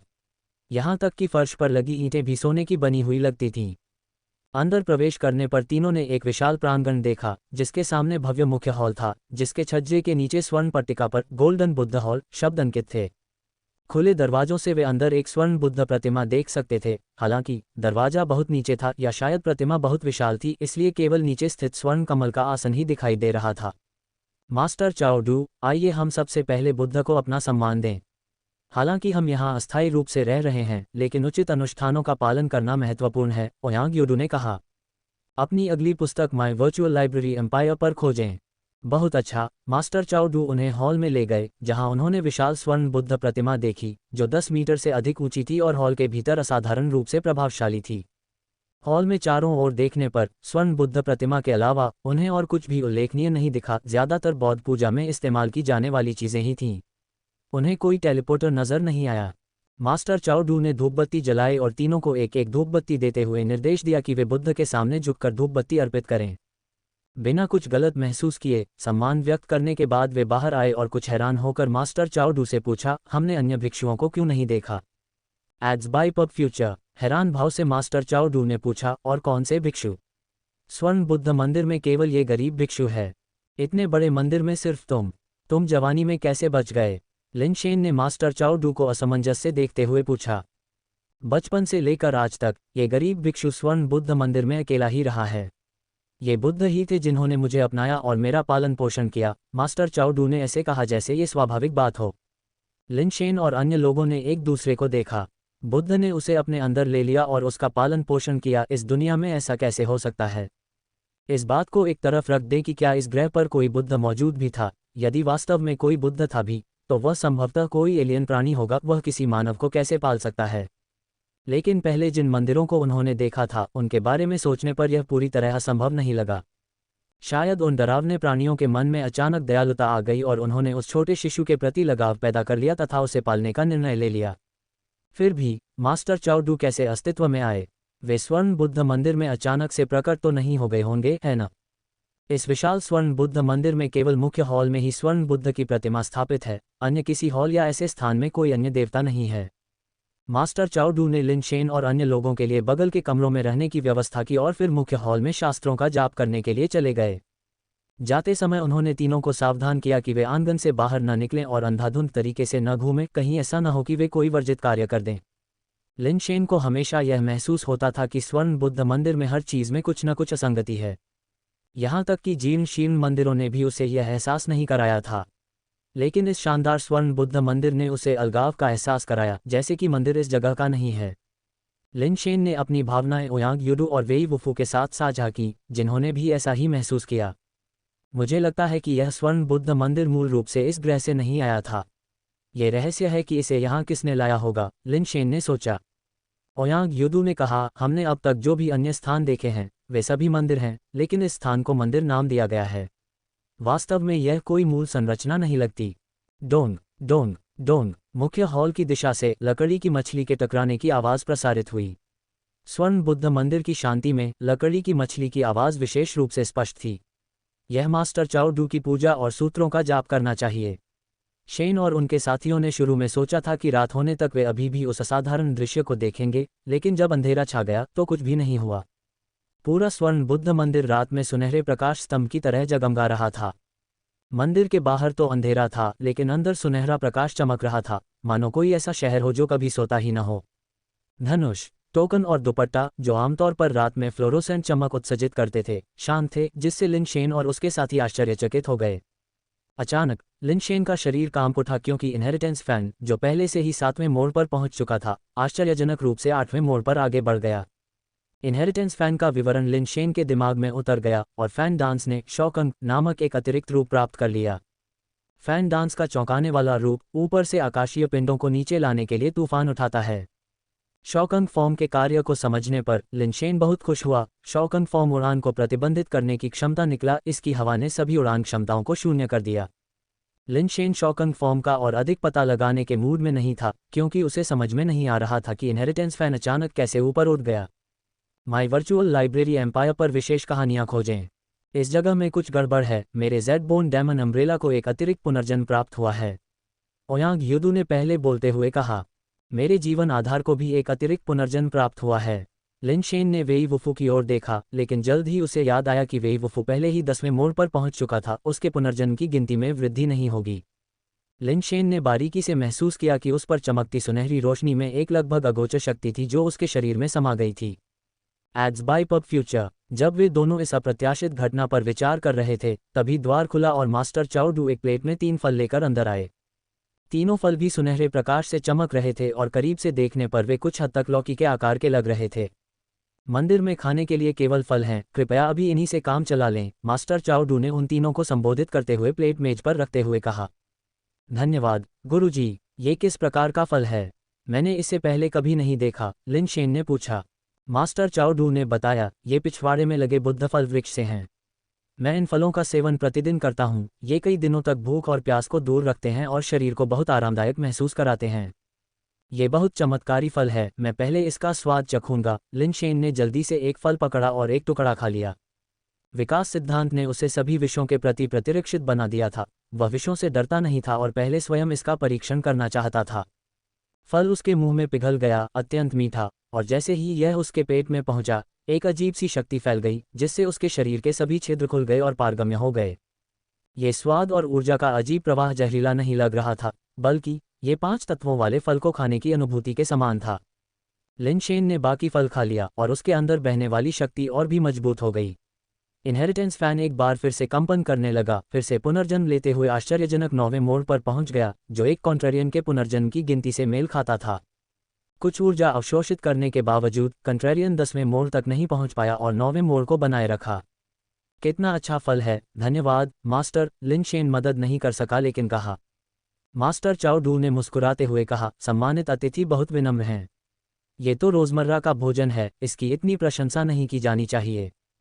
Ads by PubFuture. Master Chao Du की ईमानदारी को देखकर लिन शेन को एहसास हुआ कि अगर मास्टर आमतौर पर ऐसे फलों पर निर्वाह करते हैं तो यह वास्तव में एक असाधारण जीवन शैली होगी। लिन शेन की प्रतिक्रिया देखकर वेई वुफू और ओयांग यूडू ने भी फल उठाए और उन्हें आजमाया। वेई वुफू ने कुछ खास नोटिस नहीं किया, लेकिन ओयांग यूडू की आंखें थोड़ी बदल गईं। ये दर्शाता है कि लिन शेन की तरह उसने भी कुछ लाभ उठाया था। लिन शेन ने उम्मीद नहीं की थी कि ऐसी जगह पर उसका जीवन आधार लगातार 2 पुनर्जन्मों से गुजरेगा। ये वास्तव में भाग्य का एक उल्लेखनीय मोड़ था। मास्टर चाओ डू को हाथ में प्लेट लेकर जाने की तैयारी करते देख लिन शेन ने जल्दी से उन्हें पुकारा, मास्टर चाओ डू, क्या आप हमें वह बुद्ध फल वृक्ष दिखाने ले चलेंगे? निश्चित रूप से, मास्टर चाओ डू ने मना नहीं किया और उन तीनों को अतिथि कक्ष के आंगन से बाहर ले गए और जल्द ही वे पिछवाड़े में पहुंच गए। दरअसल पिछवाड़े में एक फल का पेड़ था जो 3 झांग ऊंचा था और जिसका तना एक असली ड्रैगन की तरह मुड़ा हुआ था। इसकी शाखाएं सुनहरे पत्तों से सजी हुई थीं और हजारों फलों से लटक रही थीं जो सुनहरे लौकी की तरह लग रहे थे। तभी लिन शेन को पूरी तरह से विश्वास हो गया कि मास्टर चाओ डू रोजाना इन फलों पर निर्भर रहते थे। अजीब बात यह है कि इस बुद्ध फल वृक्ष को मिट्टी में नहीं बल्कि पानी के एक कुंड में लगाया गया था, तथा इसकी जड़ें पूरी तरह से मिट्टी के अंदर ही थीं, तथा इसकी विशाल पानी के नीचे की जड़ प्रणाली स्पष्ट रूप से दिखाई दे रही थी। तालाब का पानी गहरा हरा और गहरा था। इसकी गहराई अज्ञात थी क्योंकि नज़र नीचे तक नहीं पहुंच सकती थी, लेकिन लिन शेन इस कुंड से निकलने वाली आश्चर्यजनक ऊर्जा को स्पष्ट रूप से महसूस कर सकता था, जो आकाशीय तारे पर अराजकता की नदी द्वारा दी गई ऊर्जा से भी अधिक तीव्र थी। अंतर यह था कि यहाँ ऊर्जा बहुत कोमल थी, चाहे वह कितनी भी तीव्र क्यों न हो, वह मानव शरीर को नुकसान नहीं पहुंचाती थी और आसानी से अवशोषित की जा सकती थी। लिन शेन और ओयांग यू ने एक दूसरे की ओर देखा और दोनों ने एक दूसरे की आंखों में आश्चर्य देखा। Ads by PubFuture. Master Chao Du, क्या आप आमतौर पर इस कुंड का पानी पीते हैं? लिन शेन ने पूछा। मास्टर चाओ डू ने अपना सिर हिलाया और कहा, आमतौर पर मैं केवल बुद्ध फल खाता हूँ जो मुझे भूख और प्यास से बचाने के लिए पर्याप्त है, और मुझे पानी पीने की कोई आवश्यकता नहीं होती है। लिन शेन ने मास्टर चाओ डू को एक अजीब अभिव्यक्ति के साथ देखा, ये देखते हुए कि उनका दिल एक खाली कागज की तरह शुद्ध लग रहा था। वास्तव में उन्हें इस तरह के चमत्कारी पेड़ को देखने के लिए लाया। यदि वे दुष्ट हृदय के होते और उस दृश्य को देखकर लालच में आ जाते तो वे मास्टर चाओ डू को मार सकते थे और मंदिर पर तुरंत अपना अधिकार जमा सकते थे। हालांकि चूंकि मास्टर चाओ डू ने बचपन से ही इन फलों का सेवन किया था, इसलिए उनका स्तर संभवतः ऐसा नहीं था जिसकी तुलना आम लोग कर सकें। गुरुजी, अगर मैं इतना साहस करके पूछूं तो आप किस स्तर के हैं? लिन शेन ने पूछा। मास्टर चाओ डू इस प्रश्न पर उलझन में पड़ गए। स्तर से आपका क्या मतलब है? साधकों को मूल उत्परिवर्तन, आरोहण, निर्वाण और अमरता 4 स्तरों में विभाजित किया गया है। क्या आप नहीं जानते? यदि कोई अन्य व्यक्ति अज्ञानता का दावा करता तो लिन शेन सोचता कि वे निर्दोष होने का दिखावा कर रहे हैं, लेकिन मास्टर चाओ डू को ये कहते हुए सुनकर कि वह नहीं जानता, लिन शेन ने वास्तव में उन पर विश्वास करना शुरू कर दिया। परोपकारी, क्या आप इन 4 स्तरों के बारे में विस्तार से बता सकते हैं? मास्टर चाओ डू ने कुछ उत्सुकता से पूछा। एक क्षण विचार करने के बाद लिन शेन ने 4 स्तरों की विशिष्ट क्षमताओं का वर्णन किया और मास्टर चाओ डू ने ध्यान से सुना। ओयांग यू पूरे समय मास्टर चाओ डू पर नजर रख रहा था, लेकिन उसके हाव भाव से कोई संकेत नहीं पकड़ पाया था। सुनने के बाद मास्टर चाओ डू ने सोचा, जब से मुझे याददाश्त आई है, ऐसा लगता है कि मेरे पास पहले से ही वह है जिसे आप बेस म्यूटेशन कार्पेस जीवन आधार कहते हैं। मुझे बस यह नहीं पता कि क्या मेरे पास निर्वाण गुण और अमर कानून भी हैं जिनका आपने उल्लेख किया है। मास्टर, आप हमारे लिए प्रदर्शन कर सकते हैं और हम आपके लिए जांच करेंगे, लिन शेन ने कहा। यह अच्छा हो सकता है, मास्टर चाओ डू ने एक पल के लिए सोचा, पास से एक शाखा उठाई और फिर उसका हाथ सुनहरी रोशनी से चमक उठा। सुनहरे प्रकाश में नहाई हुई मुरझाई हुई शाखा धीरे धीरे पुनर्जीवित होने लगी तथा उसकी लंबाई में नई कलियां फूटने लगीं। कुछ ही समय में एक सूखी शाखा सुनहरे पत्तों से ढकी हुई, जीवन ऊर्जा से भरी हुई, मानो उसे अभी अभी किसी पेड़ से तोड़ा गया हो। क्या इसे ही आप निर्वाण गुण कहते हैं? मास्टर चाओ डू ने लिन शेन की ओर देखते हुए उत्सुक स्वर में पूछा। ये होना चाहिए। लिन शेन ने ऐसा पुनरुत्थान गुण कभी नहीं देखा था, उसका आश्चर्य और भी बढ़ गया। मास्टर चाओ डू ने शब्दों पर सिर हिलाया और फिर टहनी को दीवार के कोने में मिट्टी में गाड़ दिया, फिर अपनी प्रार्थना की माला घुमाई और सूत्र का जाप करने के लिए अपनी आंखें बंद कर लीं। उनके शरीर से बुद्ध के प्रकाश के प्रभामंडल के समान एक सुनहरा प्रकाश निकला और उसके प्रकाश में वह टहनी चमत्कारिक रूप से कुछ ही क्षणों में कई मीटर ऊंचे बुद्ध फल वृक्ष में बदल गई, जिस पर सुनहरे लौकी के आकार के बुद्ध फल लगे। यह लिन शेन और उसके साथी अचंभित रह गए। वे यह नहीं बता पाए कि मास्टर चाओ डू की चमत्कारी क्षमता निर्वाण की शक्ति के कारण थी या अमर कानूनों के कारण। क्या यह अमर कानून हो सकता है? मास्टर चाओ डू ने अपने सूत्रों का जाप करना बंद कर दिया और फिर लिन शेन की ओर देखकर पूछा, गुरु, हम केवल आरोही हैं। हम निर्वाण की शक्ति को मुश्किल से पहचान सकते हैं, और क्या आपकी क्षमता अमर कानून है, हम निष्कर्ष निकालने की हिम्मत नहीं करते हैं, लिन शेन ने एक व्यंग्यात्मक मुस्कान के साथ उत्तर दिया। मास्टर चाओ डू निराश नहीं हुए और जवाब में सिर हिलाया, एक छोटी सी बात है दाता, चिंता मत करो। ओयांग यूडू ने मास्टर चाओ डू के साथ कुछ और वाक्यों के लिए बातचीत की, लेकिन दुर्भाग्य से मास्टर चाओ डू हमेशा स्वर्ण बुद्ध मंदिर के अंदर ही रहते थे और कभी भी इसके बाहर नहीं गए थे, बाहरी दुनिया से पूरी तरह से अनजान थे। उन्हें तो ये भी नहीं पता था कि स्वर्ण बुद्ध मंदिर के अलावा अन्य मंदिर भी हैं। उन्होंने कभी भी रात के आसमान में आत्माओं को नहीं देखा था। उनके अनुसार वे हर दिन स्वर्ण बुद्ध मंदिर में बुद्ध की पूजा करते थे और सूत्र जपते थे और कभी भी बाहरी दुनिया के संपर्क में नहीं आए थे। लिन शेन तीसरा बाहरी व्यक्ति था जिसे उन्होंने देखा था।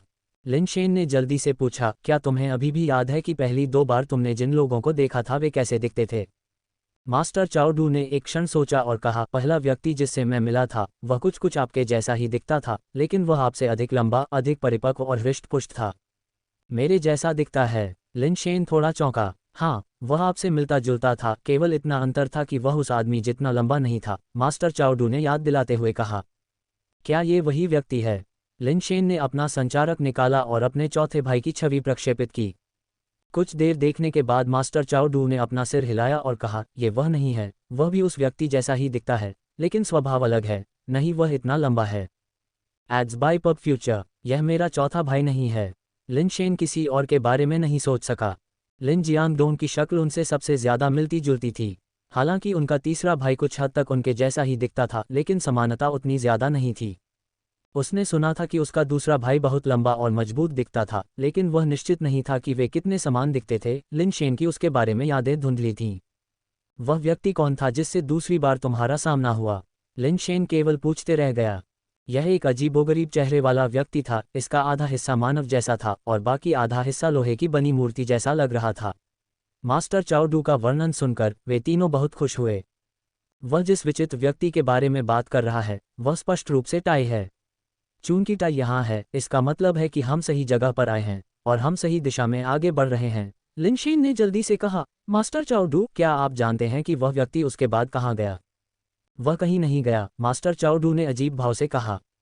लिन शेन और उसके साथियों को समझ में नहीं आया कि मास्टर चाओ डू का क्या मतलब था और वे केवल उनकी ओर देखते रहे, उनके आगे बोलने की प्रतीक्षा करते रहे। मास्टर चाओ डू ने आगे कहा, यहाँ आने के बाद आपकी तरह वह एक रात के लिए रुका और मैंने उसे बुद्ध फल दिए। उसने उन्हें खाया और आपकी तरह बुद्ध फल वृक्ष को देखने की इच्छा व्यक्त की। मैं उसे इसे दिखाने के लिए ले गया और उसके बाद जब मैं पूजा करने और सूत्रों का जाप करने गया तो वह यहाँ अकेले आराम करने लगा। लेकिन जब मैं वापस आया तो वह जा चुका था। वह चुपचाप अकेले ही चला गया होगा, लिन शेन ने सोचा। मास्टर चाओ डू ने अपना सिर हिलाया। इतने लंबे समय से मठ में रहने के कारण मैं यहाँ की हर चीज़ से अच्छी तरह परिचित हूँ। लगभग ऐसा लगता है जैसे मेरा यहाँ से कोई मानसिक संबंध है। अगर वह चला गया होता तो मुझे ज़रूर पता चल जाता। मैं दावे से कह सकता हूं कि वह पिछवाड़े से नहीं गया है। तो यह अजीब है, अगर वह पिछवाड़े से बाहर नहीं निकला तो वह कैसे गायब हो सकता है? लिनशेन ने सोचा। मास्टर चाओडू ने उस तालाब की ओर इशारा करते हुए कहा जहां बुद्ध फल वृक्ष लगा हुआ था। मैंने भी विभिन्न संभावनाओं पर विचार किया है और अंततः मैं इस निष्कर्ष पर पहुंचा हूं कि केवल एक ही संभावना है, वह तालाब में उतर गया होगा। इसके अलावा पिछवाड़े में कोई अन्य रास्ता नहीं है। माई वर्चुअल लाइब्रेरी एम्पायर पर कहानियां खोजें। क्या इस तालाब के नीचे कोई रास्ता है जो दूर तक जाता है? लिनशेन अचानक बहुत खुश हो गया। Ads by PubFuture. उसने पहले सोचा था कि टेलीपोर्टर को ढूंढने में कुछ समय लगेगा, लेकिन अप्रत्याशित रूप से उसे यह जानकारी मिल गई। मुझे नहीं पता, मैंने भी इसे तलाशने के लिए गोता लगाया है। तालाब अथाह लगता है और बुद्ध फल वृक्ष की जड़ें नीचे की ओर बढ़ती रहती हैं। मैं जड़ों के साथ लगभग 10,000 मीटर नीचे उतरा हूं, लेकिन पानी के नीचे का दबाव लगातार बढ़ता जा रहा था, इतना ज्यादा कि मैं आगे नहीं बढ़ सका। एक पल के लिए रुककर मास्टर चाओडू ने आगे कहा, हालांकि मैं नीचे तक नहीं पहुंच सका, लेकिन मैंने नीचे एक काला प्राचीन मंदिर देखा जहां बुद्ध फल वृक्ष की जड़ें धंसी हुई थीं। हालांकि मंदिर के भीतर पूजी जाने वाली दिव्य आत्माएं दिखाई नहीं दे रही थीं, लेकिन मंदिर के अंदर 8 खंभे थे, जिनमें से प्रत्येक इतना मोटा था कि 10 लोगों को एक के चारों ओर अपनी बाहें लपेटनी पड़ती थीं। प्रत्येक खंभे के शीर्ष पर एक विचित्र प्राणी की मूर्ति थी। मूर्तियों के ऊपर धुंध में लिपटा हुआ लग रहा था और खंभों की सीमा के भीतर पानी की एक भी बूंद नहीं थी, सारा पानी अंदर जाने से रोक दिया गया था। लिनशेन और उसके साथियों ने एक दूसरे की ओर देखा और महसूस किया कि भले ही संभवतः अमर मास्टर चाओडू इसमें गोता न लगा पाएं, फिर भी उन्हें पानी के नीचे स्थित प्राचीन मंदिर तक पहुंचने में और भी अधिक कठिनाई होगी। भले ही टेलीपोर्टर वास्तव में प्राचीन मंदिर में था, फिर भी उनके लिए यहां से निकलना असंभव लग रहा था। अगर मास्टर चाओडू भी वहां नीचे गोता नहीं लगा सकते तो वह अजीब व्यक्ति नीचे कैसे जाने में कामयाब रहा? लिनशेन की जिज्ञासा और गहरी हो गई। जैसे ही उसने सोचा कि मामला समाप्त हो गया है, मास्टर चाओडू ने आगे कहा, मैं मंदिर के पास नहीं जा सका और वापस लौटने ही वाला था कि मैंने मंदिर के भीतर से एक प्रकाश की आकृति को निकलते देखा, जो पानी के माध्यम से इस तरह चल रही थी जैसे दबाव का कोई मतलब ही नहीं था, असंख्य सूर्य किरणों की तरह चमक बिखेर रही थी। मैं उसके करीब जाना चाहता था, उससे बात करना चाहता था, लेकिन उस आकृति ने मेरी बात पर ध्यान नहीं दिया। वह पानी पर ऐसे चल रहा था जैसे वह लहरों पर चलने वाला अमर प्राणी हो, और पलक झपकते ही वह पानी की सतह से बाहर आ गया। जब तक मैं पानी की सतह पर आया, वह प्रकाश की आकृति बिना किसी निशान के गायब हो चुकी थी। केवल आकाश अजीब और बदलती रोशनी से भर गया था, जैसे कि वह हजारों दिव्य चमक से ढका हुआ हो, जिसे फैलने में थोड़ा समय लगा। मास्टर चाओडू ने आगे कहा, मैं 100 साल से अधिक समय से यहाँ हूँ और मैंने ऐसी खगोलीय घटनाएं 13 बार देखी हैं। केवल उस दिन ही मुझे एहसास हुआ कि इन तमाशों का स्रोत प्राचीन मंदिर में इस कुंड के नीचे से था। लिनशेन ने जैसे ही सुना, उसका दिल जोरों से धड़कने लगा। जितना अधिक उसने मास्टर चाओडू को इसका वर्णन करते सुना, उतना ही उसे लगा कि पानी के नीचे का प्राचीन मंदिर जीवन को पोषित करने में सक्षम बेस म्यूटेशन का स्थान होना चाहिए। मास्टर चाओडू ने 1 शताब्दी से अधिक समय में 13 बार इस घटना को देखा था, जिससे पता चलता है कि इस बेस म्यूटेशन ने 13 प्राणियों को जन्म दिया था। यदि, जैसा कि उन्होंने पहले अनुमान लगाया था, इस ग्रह पर एक अमर भूमि थी और यह स्थान वह भूमि थी, तो क्या इसका मतलब ये था कि 100 वर्षों में इस स्थान ने 13 अमर प्राणियों का पालन पोषण किया था? ये काफी चिंताजनक था। यदि 13 अमर प्राणी मात्र 100 वर्षों में ही उत्पन्न हो सकते हैं, तो अरबों वर्षों में इस स्थान पर ऐसे कितने प्राणी उत्पन्न हुए होंगे? अपने आगमन पर जिस मंदिर से वे मिले थे तथा रात्रि में उस विचित्र प्राणी के बारे में विचार करते हुए, जितना अधिक वे इसके बारे में सोचते उतनी ही अधिक उनकी खोपड़ी बेचैनी से झुंझुनी करने लगती। मास्टर चाओडू, क्या आप हमें उस प्राचीन मंदिर को दिखाने के लिए नीचे ले चलेंगे? लिनशेन ने सोच समझकर पूछा। मास्टर चाओडू ने गंभीरता से कहा, मुझे डर है कि आपकी शक्ति इतनी नहीं होगी कि आप मंदिर को देखने के लिए पर्याप्त गहराई तक गोता लगा सकें।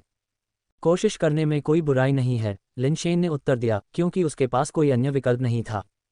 यदि टाई वास्तव में प्राचीन मंदिर से चले गए थे, तो इस स्थान को छोड़ने के लिए उनके पास एकमात्र विकल्प मंदिर में गोता लगाने का प्रयास करना था। मास्टर चाओडू ने सिर हिलाया और ज्यादा कुछ नहीं कहा। अपने शरीर की रक्षा के लिए एक कवच को बुलाते हुए वह पूल की ओर चल पड़ा। वेई, तुम बाहर हमारा इंतजार करो, लिनशेन ने अपना बैग वेई को सौंप दिया। मैं नीचे जाना चाहता हूँ। वेई वुफू ने बैग लेने के लिए हाथ नहीं बढ़ाया, बल्कि लिनशेन और अन्य लोगों के साथ उतरने का इरादा किया। ठीक है, लिनशेन ने वेई वुफू को नीचे जाने की अनुमति नहीं दी, इसलिए नहीं कि वह उसे ऊपर रखना चाहता था, बल्कि इसलिए कि वेई वुफू को पानी से थोड़ा डर लगता था। वे तीनों मास्टर चाओडू के पीछे पानी में चले गए। लिनशेन और वेई वुफु बुद्ध फल वृक्ष की जड़ों का उपयोग करके नीचे उतरे और डूबने पर उन्होंने देखा कि पूल का पानी वास्तव में क्रिस्टल साफ था, जिससे वे बहुत दूर तक देख सकते थे। सबसे नीचे मास्टर चाओ डू अपने कवच के साथ एक सुनहरे बुद्ध की तरह दिख रहे थे। उनका हेलमेट बुद्ध के प्रतीकों से सुसज्जित था और उनकी पीठ पर बुद्ध प्रकाश का एक दिव्य प्रभामंडल था, जिससे आसपास का वातावरण कोमल सुनहरे प्रकाश से प्रकाशित हो रहा था। ओयांग यूडू एक उत्कृष्ट तैराक था, लेकिन लिनशेन और वेई वुफु के कारण उसे भी धीरे धीरे उतरना पड़ा और गति नहीं बढ़ानी पड़ी। माई वर्चुअल लाइब्रेरी एम्पायर पर अपडेट के लिए बने रहें। आगे चल रहे मास्टर चाओ डू ने लिनशेन और वेई वुफु की हालत देखकर अपनी गति भी धीमी कर ली। पानी में ऊर्जा शुद्ध और कोमल थी, जो लगातार उनके शरीर में प्रवाहित हो रही थी तथा उनके जीवन आधारों और लिनशेन के शरीर दोनों को पोषण दे रही थी। इस स्थान में प्रचुर मात्रा में ऊर्जा थी, जो सेलेस्टियल स्टार की ऊर्जा से सैकड़ों यदि नहीं तो हजारों गुना अधिक थी। इस कुंड में प्रतिदिन स्नान करने से निश्चित रूप से व्यक्ति का स्तर तेजी से ऊपर उठ सकता था। Ads by PubFuture. यदि स्तर संबंधी बाधाएं न होती, जिन्हें तोड़ने के लिए विशेष तरीकों की आवश्यकता नहीं होती, तो यहाँ पर अंतहीन स्तर तक पहुंचा जा सकता था। वे जितने गहरे गए, तालाब की ऊर्जा उतनी ही शुद्ध होती गई। 100 मीटर से ज्यादा नीचे उतरने पर लिनशेन को लगा कि मानो उनके चारों ओर पानी नहीं बल्कि शुद्ध ऊर्जा ही है। अगर मैंने यहाँ सुपर बेस पैटर्न का उपयोग किया तो मुझे आश्चर्य है कि क्या अवशोषित होने वाली विश्व शक्ति सीधे मेरे शरीर को नष्ट कर देगी। लिनशेन को एक स्पष्ट भावना थी कि उसका डबल लाइफ बेस संभवतः आज यहीं पर डबल 10 रैंकिंग प्राप्त कर सकता है। 1000 मीटर से अधिक नीचे उतरने के बाद लिनशेन को ऐसा महसूस हुआ जैसे नीचे का पानी रेत के समान अत्यंत सूक्ष्म कणों में बदल गया है, जिससे आगे उतरना अत्यंत कठिन हो गया है, मानो नीचे खुदाई की जा रही हो। ये सिर्फ एक अनुभूति थी, क्योंकि पानी अभी भी पानी ही था। आगे मास्टर चाओ डू बिना किसी प्रभाव के धीरे धीरे नीचे उतरते रहे। ये भावना लिनशेन के लिए अपरिचित नहीं थी। उसने ऐसी ही स्थिति का सामना किया था जब वह तियान बुलुओं के साथ लोजा स्नो माउंटेन में प्रवेश किया था। अगर हम और नीचे चले गए तो पूल का पानी तांबे की दीवारों और लोहे की बाधाओं जैसा हो जाएगा, जिससे आगे बढ़ना असंभव हो जाएगा, लिनशेन ने निराशा के भाव से सोचा। इस स्थिति के अनुसार ऐसी स्थिति में उतरना असंभव लग रहा था जहां से वे प्राचीन मंदिर देख सकें।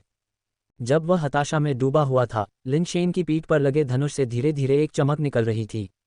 लिनशेन के चारों ओर का पानी उसके शरीर से दूर बहने लगा, जिससे पानी में एक बुलबुले जैसी जगह बन गई। लिनशेन हैरान और खुश दोनों था और बुलबुले में उसने अपनी स्थिति को स्थिर करने के लिए अपनी उड़ान क्षमता का उपयोग किया। फिर वेई वुफु और ओयांग यूडू को देखने के लिए मुड़ा। उसने देखा कि वे भी उसी स्थिति में थे, क्योंकि उनके टोकन और चौकोर स्कार्फ भी एक चमक पैदा कर रहे थे, जिससे पूल का पानी दूर रह रहा था। उन तीनों ने पाया कि इस वस्तु द्वारा पूल के पानी को अलग कर देने से वे वास्तव में बिना किसी बाधा के पानी में उड़ सकते हैं। मास्टर चाओ डू ने उनमें आए परिवर्तन को देखा। वह थोड़ा आश्चर्यचकित हुए, लेकिन उन्होंने कोई परवाह नहीं की और अपनी उतराई जारी रखी। उनकी गति बढ़ने के साथ ही मास्टर चाओ डू ने भी पीछे नहीं हटते हुए नीचे की ओर अपनी गति तेज कर दी। Ads by PubFuture. Linshen और अन्य लोग इस बार आसानी से मास्टर चाओ डू के साथ बने रहे, उनके पीछे धीरे धीरे उड़ते हुए और तेजी से कई हजार मीटर नीचे उतरते हुए। मास्टर चाओ डू की उतरने की गति स्पष्ट रूप से धीमी हो गई और वे स्पष्ट रूप से कठिनाई में दिख रहे थे, ठीक वैसी ही स्थिति जिसका अनुभव लिनशेन और अन्य लोगों ने पहले किया था। मास्टर चाओ डू के पीछे बुद्ध की रोशनी तेज हो गई, मानो पूल के पानी से संघर्ष कर रही हो और जोर से नीचे की ओर खोद रही हो। Backward backward backward. 1000 मीटर से अधिक नीचे उतरने के बाद लिनशेन और उनके साथियों ने मूल रूप से अंधेरे की गहराई से एक चमक दिखाए। पानी के नीचे एक विशाल प्राचीन मंदिर हल्का सा दिखाई दे रहा था, जिसमें 8 विशाल पत्थर के खंभे अंधेरे में उभरे हुए थे, जिनमें से प्रत्येक के ऊपर एक विदेशी जानवर की जेड प्रतिमा थी, जिससे एक फ्लोरोसेंट चमक निकल रही थी, जो काले प्राचीन मंदिर को प्रकाशित कर रही थी। जैसे जैसे वे आगे बढ़े, प्राचीन मंदिर और विदेशी जानवरों की विशेषताएं धीरे धीरे स्पष्ट होती गईं। मंदिर की पूरी वास्तुकला एक अजीब मिट्टी ईंट निर्माण से बनी थी। दीवारें काली मिट्टी की ईंटों से बनी थीं, जबकि छत घास से बुनी गई थी, जो बहुत ही अल्पविकसित लग रही थी। नक्काशीदार पत्थर से बने प्राचीन मंदिर के एकमात्र हिस्से वे 8 स्तंभ थे, जो लोजा हिम पर्वत से अलग थे। लोजा हिम पर्वत एक निश्चित शक्ति द्वारा संरक्षित था, जिससे एक ऐसा क्षेत्र बना था जो अपने आप गतिशील हो सकता था। लेकिन इस प्राचीन मंदिर के पास ऐसी कोई सुरक्षा नहीं थी। ये सीधे पानी में डूबा हुआ था और यह स्पष्ट नहीं था कि मिट्टी की ईंटें और घास की छतें कैसे बिना सड़ी रहीं। बुद्ध फल वृक्ष की जड़ें विशालकाय जगरों की तरह प्राचीन मंदिर में घुस गईं और नीचे धरती में धंस गईं। Ads by PubFuture. इस बिंदु पर मास्टर चाओ डू आगे गोता नहीं लगा सकता था। उसके होंठ नहीं हिल रहे थे। फिर भी एक आवाज़ लिनशेन और दूसरों के कानों तक पहुंची, मैं केवल यहाँ तक गोता लगा सकता हूँ, मैं इससे आगे जाने में असमर्थ हूँ। लिनशेन मास्टर चाओ डू की ओर तैरा और उसे अपने पानी के बुलबुले में जाने दिया। मास्टर, चलो हम साथ में नीचे चलते हैं और देखते हैं। लिन शेन का दिल मास्टर चाओडू के बारे में पूरी तरह से सहज नहीं था। लेकिन यदि यह वास्तव में अमर भूमि थी और इसमें अमर प्राणी छिपे हुए थे, तो मास्टर चाओडू ही एकमात्र व्यक्ति था जो उनका सामना करने में सक्षम था। पक्ष विपक्ष को तौलने के बाद लिन शेन ने फिर भी उसे और नीचे ले जाने का फैसला किया। वास्तव में लिन शेन के मन में भी यह स्पष्ट था कि मास्टर चाओडू की क्षमताओं के साथ उनसे कुछ छीनना मुश्किल नहीं होगा, इसलिए इतनी चिंता करने की कोई जरूरत नहीं थी। वे चारों अपने बुलबुलों में डूब गए और धीरे धीरे प्राचीन मंदिर की सीमा में उतरने लगे। 8 विदेशी पशु जैड मूर्तियों ने कोई प्रतिक्रिया नहीं दिखाई, जिससे वे प्राचीन मंदिर के अंदर सुरक्षित रूप से उतर सके। प्राचीन मंदिर के भीतर कुल 17 मिट्टी ईंट के घर थे, जो अज्ञात लकड़ी से बने बाड़ से घिरे थे, जिनमें दरवाजे या दीवारें नहीं थीं। चारों लोग मिट्टी के ईंटों से बने एक मकान की ओर बढ़े और जैसे ही उन्होंने दरवाजा खोला तो देखा कि मकान के अंदर आग जल रही है। लिन शेन और अन्य लोगों को यह अजीब लगा, क्योंकि घर भी पानी से भरा हुआ था। मिट्टी के बर्तन में आग जल रही थी और लपटें पानी के साथ मिल रही थीं, जैसे हवा में जल रही हों, बिना किसी बाधा के। इससे भी अधिक भयावह तथ्य यह था कि उन लपटों के ऊपर एक ज्वलंत प्रेत छाया मंडरा रही थी, जो भ्रूण के समान थी तथा जिसमें से अवर्णनीय रूप से भयानक आभा निकल रही थी। उस मिट्टी के बेसिन में आग की लपटें, वे वास्तव में एक भयानक प्राणी का पोषण कर रही हैं। ये वास्तव में अमर भूमि है। लिन शेन और अन्य लोग आश्चर्य से देख रहे थे। लिन शेन अन्य बेस म्यूटेशन साइटों पर नहीं गए थे, लेकिन अपने शोध के माध्यम से उन्हें पता था कि ऐसी साइटें आमतौर पर किसी प्रकार का तालाब या भूमि होती हैं, जैसे पौधों की खेती, बेस वेरिएंट प्राणियों का पोषण करना। हालांकि किसी भी अभिलेख में उन्हें कभी भी ऐसे बेस म्यूटेशन स्थल का पता नहीं चला था जो अग्नि बेसिन से बेस वेरिएंट प्राणियों का पोषण करता हो। चलो दूसरे घरों के अंदर भी देखते हैं, लिन शेन ने सुझाव दिया, क्योंकि उसने देखा कि इस मिट्टी ईंट के घर में केवल एक अग्निकुंड था। दूसरे मिट्टी के ईंटों वाले घर में पहुंचकर दरवाज़ा खोला तो अंदर भी मिट्टी का एक चूल्हा था जिसमें आग जल रही थी। लपटों के ऊपर एक प्रेत था जो बाघ जैसा दिख रहा था, लेकिन उसकी पीठ पर पंख थे। इसकी उपस्थिति पहले वाले भ्रूण जैसे प्रेत से स्पष्ट रूप से अधिक भयावह थी। ऐसा लग रहा था मानो ये किसी भी क्षण अपनी आंखें खोलकर आग से छलांग लगा सकता है। शेन ने जल्दी से दरवाजा बंद किया और बाहर निकल गया। उसे डर था कि कहीं वह आग की लपटों में मौजूद प्रेत को सक्रिय न कर दे। चारों ने बारी बारी से हर मिट्टी की झोपड़ी का निरीक्षण किया। हर झोपड़ी में स्थिति एक जैसी थी। हर झोपड़ी के अंदर मिट्टी का एक बर्तन था और बर्तन के अंदर अलाव जल रहा था। कुछ अग्नि शिविरों ने पहले ही प्रेत उत्पन्न कर दिए थे, जबकि अन्य अग्नि शिविर अभी भी केवल अग्नि ही थे तथा उनमें अभी तक प्रेत उत्पन्न नहीं हुए थे। प्रेत अलग अलग थे, कुछ अभी भी भ्रूण अवस्था में थे, जबकि अन्य पहले से ही आकार ले चुके थे। उनमें से सबसे भयानक वह था जो लगभग एक भौतिक इकाई में बदल चुका था। यह एक देवता था जिसका शरीर मनुष्य का था और पूंछ सांप की। लिन शेन इसकी उत्पत्ति को नहीं समझ पाया। लाल लपटें एक टिमटिमाती रोशनी में परिवर्तित हो गईं, जो एक ठोस शरीर का निर्माण करती प्रतीत हुई। ऐसा लगता है कि यहाँ प्रत्येक अग्नि बेसिन में लपटों का रंग और आभा थोड़ी अलग है, लिन शेन ने बाहर कदम रखते हुए सोचा। अधिकांश निर्वाण भूमि में गुण एकवचन होना चाहिए, लेकिन इन ज्वालाओं के गुण अलग अलग प्रतीत होते हैं। यदि कोई इन ज्वालाओं का उपयोग निर्वाण के लिए करना चाहता था, तो ज्वालाओं के सटीक गुण का पता लगाना आवश्यक था। 17 अग्नि बेसिनों में से केवल 4 में अभी तक कोई जीव पैदा नहीं हुआ था। उन 4 बेसिनों में ज्वालाएं स्पष्ट रूप से बैंगनी, नारंगी, सफ़ेद और लाल थीं। कोई भी व्यक्ति उन्हें नंगी आंखों से देखकर उनके गुणों या उनसे किस तरह के जीव पैदा हो सकते हैं, यह नहीं बता सकता था। मास्टर चाओडू ने कहा, यह बेचारा भिक्षु महसूस कर सकता है कि इन लपटों से उत्पन्न सभी जीव अत्यंत डरावने हैं, मेरी पहुंच से परे हैं। ये स्थान अमर भूमि होना चाहिए। ग्रह पर सभी भयानक जीव यहीं से होने चाहिए। आमतौर पर बेस म्यूटेशन साइट प्राकृतिक रूप से बननी चाहिए, तो ये जगह कृत्रिम रूप से निर्मित क्यों लगती है? ओयांग यूडू ने सोचा। वास्तव में उन्होंने एक और बात का उल्लेख नहीं किया था। स्वर्ण बुद्ध मंदिर और बुद्ध फल वृक्ष का निर्माण संभवतः बाद में इस प्राचीन मंदिर पर निर्भर लोगों द्वारा किया गया था, जो अमर भूमि से ऊर्जा प्राप्त करके इस ग्रह पर अस्तित्व में थे। एड्स बाय पब फ्यूचर, किसी ने इस अमर भूमि को संशोधित किया होगा, लेकिन यह अज्ञात है कि अमर भूमि को बदलने की ऐसी भयानक शक्ति किसके पास है, लिन शेन ने कहा। उसकी निगाह 8 विशाल स्तंभों की ओर चली गई। प्राचीन मंदिर के अंदर स्थित स्तंभ और मिट्टी की झोपड़ियां स्पष्ट रूप से उसी शैली में नहीं बनाई गई थीं। ऐसा प्रतीत होता है कि इन्हें बाद में जोड़ा गया है। लिन शेन ने एक बड़े स्तंभ के पास जाकर सभी कोनों से उसकी जांच की, लेकिन उसे कुछ समझ नहीं आया। 100 मीटर से अधिक ऊंचा ये स्तंभ ऐसा दिखता था मानो इसे पहाड़ के एक ही पत्थर को काटकर बनाया गया हो, तथा इस पर कोई निशान या शिलालेख नहीं है। शीर्ष पर स्थित पौराणिक जानवर भी लिन शेन और अन्य लोगों के लिए पहचानने योग्य नहीं थे। लिन शेन ने सभी 8 खंभों का निरीक्षण किया, लेकिन कुछ भी नहीं मिला। यहाँ सब कुछ सरल और आदिम था, यहाँ तक कि पाठ या प्रतीकों का भी अभाव था। वेई वुफू और ओयांग यूडू भी टेलीपोर्टर को खोजने की उम्मीद में आसपास खोजबीन कर रहे थे, लेकिन सभी मिट्टी की झोपड़ियों का निरीक्षण करने के बाद भी कोई टेलीपोर्टर नहीं मिला, इसलिए प्राचीन मंदिर के अंदर कोई अन्य स्थान नहीं था जहां उसे छुपाया जा सके। अजीब बात है, यहाँ कोई टेलीपोर्टर नहीं है। टाई कैसे चली गई? लिन शेन ने थोड़ा भौहें सिकोड़ी। उसने सोचा था कि ये खंभे संभवतः टेलीपोर्टर हो सकते हैं, लेकिन उनका गहन अध्ययन करने के बाद उसे एहसास हुआ कि ऐसा नहीं है। वहाँ एक कुआं है जो थोड़ा अजीब है। ओयांग यूदू ने लिन शेन और वेई वुफू को पुकारा। लिन शेन ओयांग यूदू का पीछा करते हुए कुएं के पास गया और उसने देखा कि यह चट्टान को काटकर बनाया गया एक कुआं था तथा कुएं का किनारा और दीवारें पत्थर से बनी थीं। लिन शेन ने इसकी जांच की और कुछ भी विशेष नहीं पाया। कुआं असमान किनारा के साथ मोटे तौर पर खोदा गया था। एड्स बाय पब फ्यूचर, कुएं के अंदर देखो, ओयांग यूदू ने कहा। लिन शेन ने झुककर कुएं में झांका। पहली नज़र में उसे कुछ भी गड़बड़ नहीं लगी, कुएं में पानी था। बैकवर्ड बैकवर्ड बैकवर्ड, लेकिन लिन शेन रुक गया और अचानक उसे एहसास हुआ कि कुछ गड़बड़ है। अब वे पानी में थे तो कुएं के नीचे और पानी कैसे हो सकता था? लिन शेन ने इसका अध्ययन करने के लिए अपना सिर आगे बढ़ाया और वास्तव में देखा कि कुएं की गहराई में एक सामान्य पानी के कुएं की तरह पानी की एक सतह थी जो ऊपर के पानी से अलग थी, जिससे एक पानी के भीतर दूसरे पानी के होने की अजीब घटना पैदा हो रही थी। इससे भी अधिक विचित्र बात यह थी कि उस पानी में पूर्णिमा का प्रतिबिंब दिखाई दे रहा था। चांद। लिन शेन ने ऊपर देखा, लेकिन उसे ऊपर केवल पानी ही दिखाई दिया, आसमान कहीं नजर नहीं आया। तो कुएं के प्रतिबिंब में चांद कहाँ से आ सकता है? कुएं पर बने पात्र। वेई वुफू ने कुएं की भीतरी दीवार को घूरते हुए कहा। लिन शेन ने वेई वुफू की निगाह का अनुसरण किया और निश्चित रूप से कुएं की दीवार पर शिलालेख देखा। यंगयू वेल। लिन शेन ने तुरंत 3 सबसे बड़े अक्षरों को पहचान लिया जो सार्वभौमिक ब्रह्मांडीय लिपि में लिखे गए थे।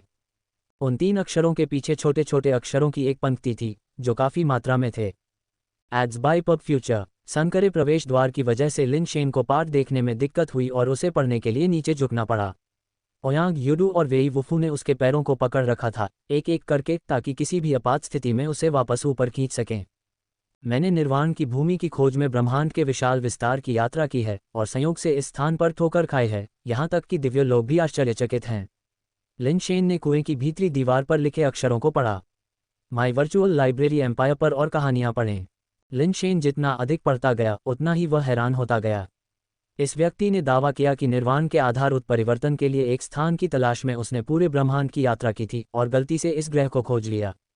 उन्होंने पाया कि ग्रह पर असंख्य अमर प्राणी रहते हैं जिनमें से प्रत्येक का अस्तित्व भयावह है।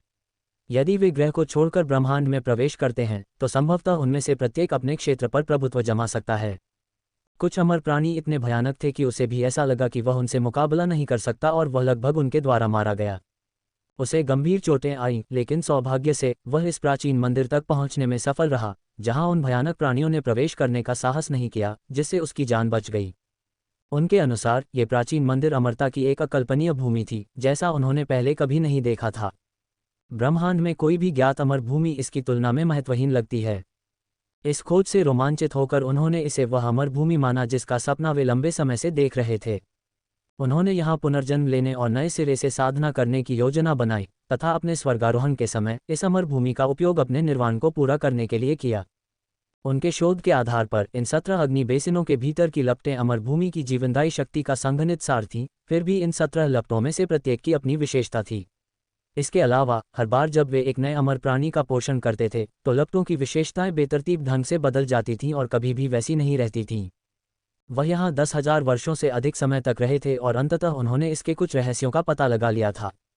17 ज्वालाओं में से 16 लगातार बदल रही थीं और वे लगातार नए अमर प्राणियों को जन्म दे रही थीं। केवल एक ही ज्वाला 10,000 वर्षों तक अपरिवर्तित रही थी और उसने कभी किसी अमर प्राणी को जन्म नहीं दिया था। पहले तो आदमी समझ नहीं पाया कि ऐसा क्यों हो रहा है, लेकिन काफी समय बाद उसे अंततः इसका कारण समझ में आ गया। ऐसा नहीं था कि ज्वाला अमर प्राणियों का पोषण नहीं कर सकती थी, बल्कि जिस अमर प्राणी का पोषण करने के लिए ज्वाला बनी थी वह सामान्य प्राणियों से भिन्न था।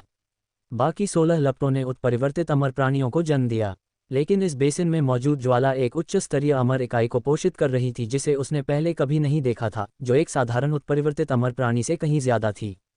Backward backward backward.